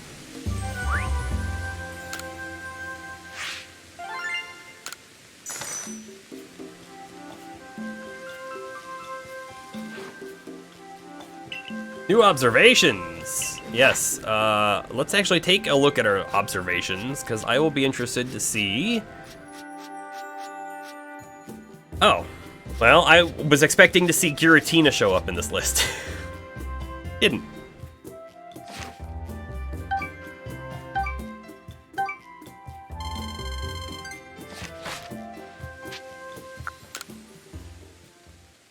Back to the village we go.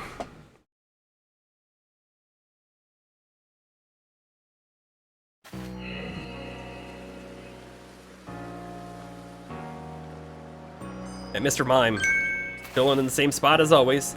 Cerulean! Hey, Cerulean! Have you heard? There have been reports that a huge shadow appeared in the Cobalt Coastland. Oh. Oh, hold on. Are they gonna do... Is Giratina gonna be a roamer legendary? And then it just vanished without a trace. Cerulean, my girl, you must tell me. You went to the Temple of Sinnoh with Volo, correct? What exactly happened? ... We speak in Morse code now. I see. In that case, the shadow in the Cobalt Coastlands may be none other than Giratina, the Pokemon said to have once been banished to the reverse side of our world. I do believe this calls for a survey. Okay, so when they keep saying the reverse side of our world, they clearly don't mean the other side of the planet, right? They mean, like, a shadow world? Is that like touched upon in the lore in other games? Is there like I'm gonna, you know, from like Stranger Things, right? Is there an an upside down? Something like that? I do believe this calls for a survey.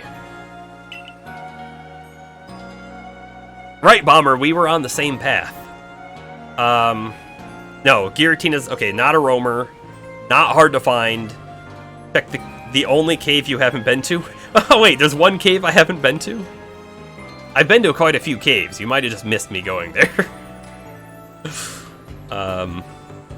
There's a cave in the Cobalt Coastlands that I'm thinking he might be in. There's one by the water. I don't think he's going to be in that one. There's one up on the mountain, sort of when you go around the left side of the map. I bet he's in there, if I had to guess. the Cobalt Coastlands are pretty vast. I hope you have some idea where to look. On the trail of Giratina. Yep, that's pretty cool. Pretty cool. We got a quest to go grab, I guess, in the main area here.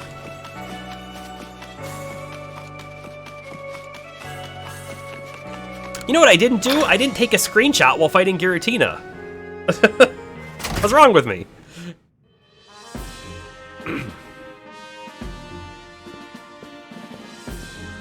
Okita, I've just been told of the foul plan Volo had concocted.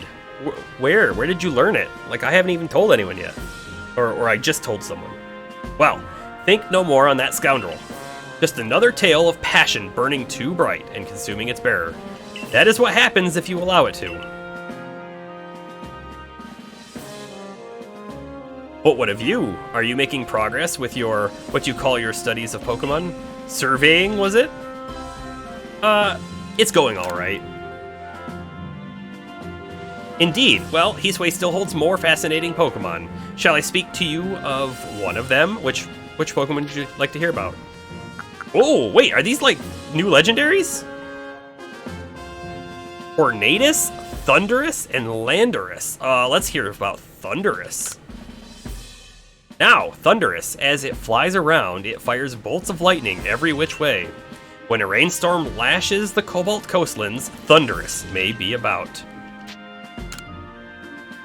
Ah yes, Tornadus! In every direction it flies, stirring up tremendous dust storms as it goes. When a blizzard batters the Alabaster Icelands, Tornadus may be about. Landorus! Ah yes, Landorus, the Pokemon hailed as the guardian of the fields. It seems it can be glimpsed in the Obsidian Fieldlands. Perhaps you'd be so good as to catch it for me? For you? Okay. Nope, I'm done, thanks. That's so, It's called the Distortion World. You only see it in Pokemon Platinum, the third version of Diamond and Pearl. Oh. Yeah. Hold on.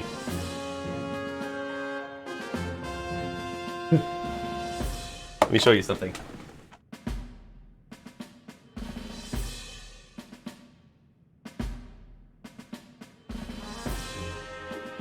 Ba-ba-da-ba! Check that out. Pokemon Platinum version. It's so funny. I have this book, and look how big it is. It is a gigantic book. I was aware that when they came out with Platinum, they expanded the game further. I knew that there was like more to do. And supposedly, right, Platinum is like the best version of the game to play. So I have this book, and it's kind of cool. And then you're gonna ask me, why do you have that book?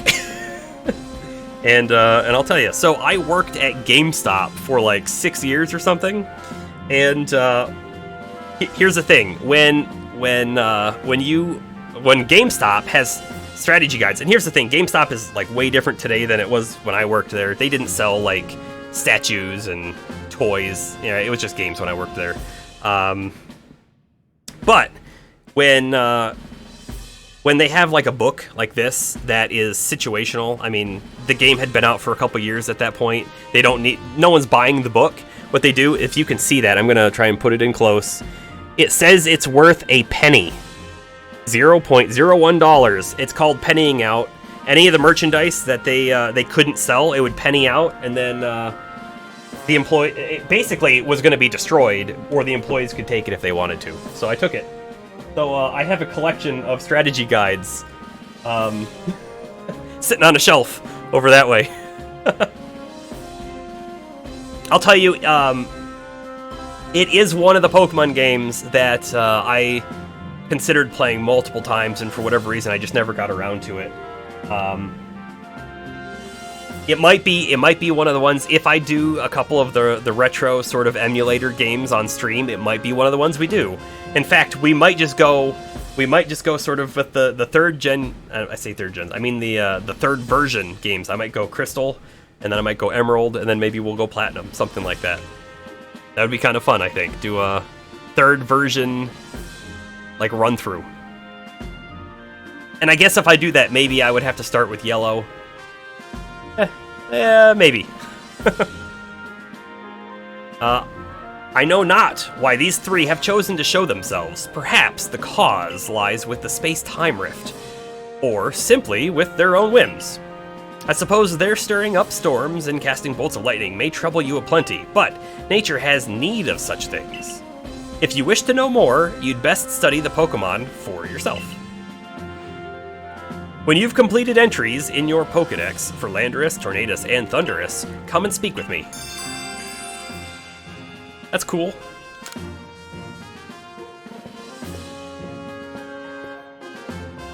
You would show up for a Pokemon Snap stream.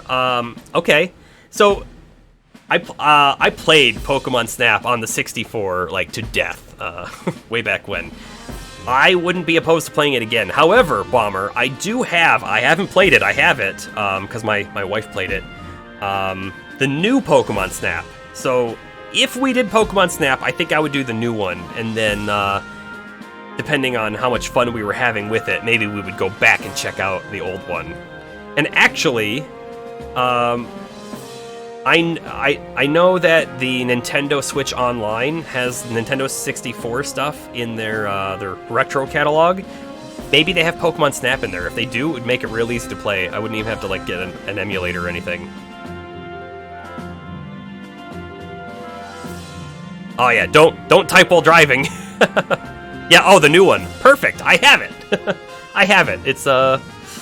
It's ready to go. Ready to go. Okay, I don't think there's any more quests in here. So we have those. I'm going to take a peek. We're going to take a peek. Is Thundurus and Landorus and all of that, are they Pokemon in this game, in Platinum, the original version? Or are they new for this? I've got no idea. I've never even heard of their names before. There is a big Pokedex in the back. It goes off of their Pokemon numbers. So let's see, we have...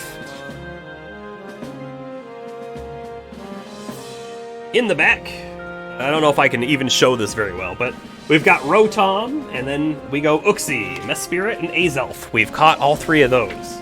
We've got Dialga and Palkia. We've caught them. We've got Heatran. We've caught him. We've got Regigigas. We have him. So then we have Giratina, the altered forms. I don't know if this is cool, but like looking at the old book is fun. Oh, they're from Black and White, collectively known as the forces of nature, and usually require both versions to collect all three. Now, okay, so why is it both versions to collect all three? How does that work? Do you only get to choose two or something like that? We have Cresselia, and then Phione and Manaphy, which we haven't seen in this game. Then we've got Darkrai, which is another one we haven't seen in this game. Shaman, Landform, and Shaman Skyform. So that is the list of Pokemon at the end of this book here. So we've got, right, some of these guys here. Oop, in the book. I'm really actually surprised that they pulled so much from Black and White into this. Okay, Tornadus is black only, and Thundurus is white only, and then you can only get Landorus by getting both in one version. That's pretty interesting. They really wanted to push the either own both or have a friend to trade with.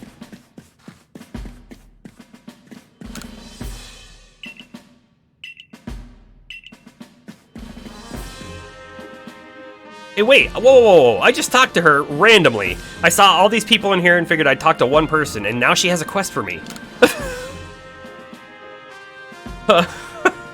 Would you do me a quick little favor? Sure. What is it? Don't worry, it's very simple. Could you bring me 100 medicinal leaks? I have 0. I literally have 0.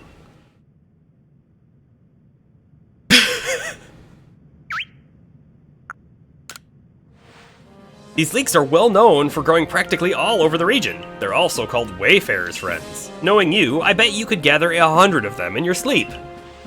Once you have 100 medicinal leeks you can spare for me, please do bring them on by.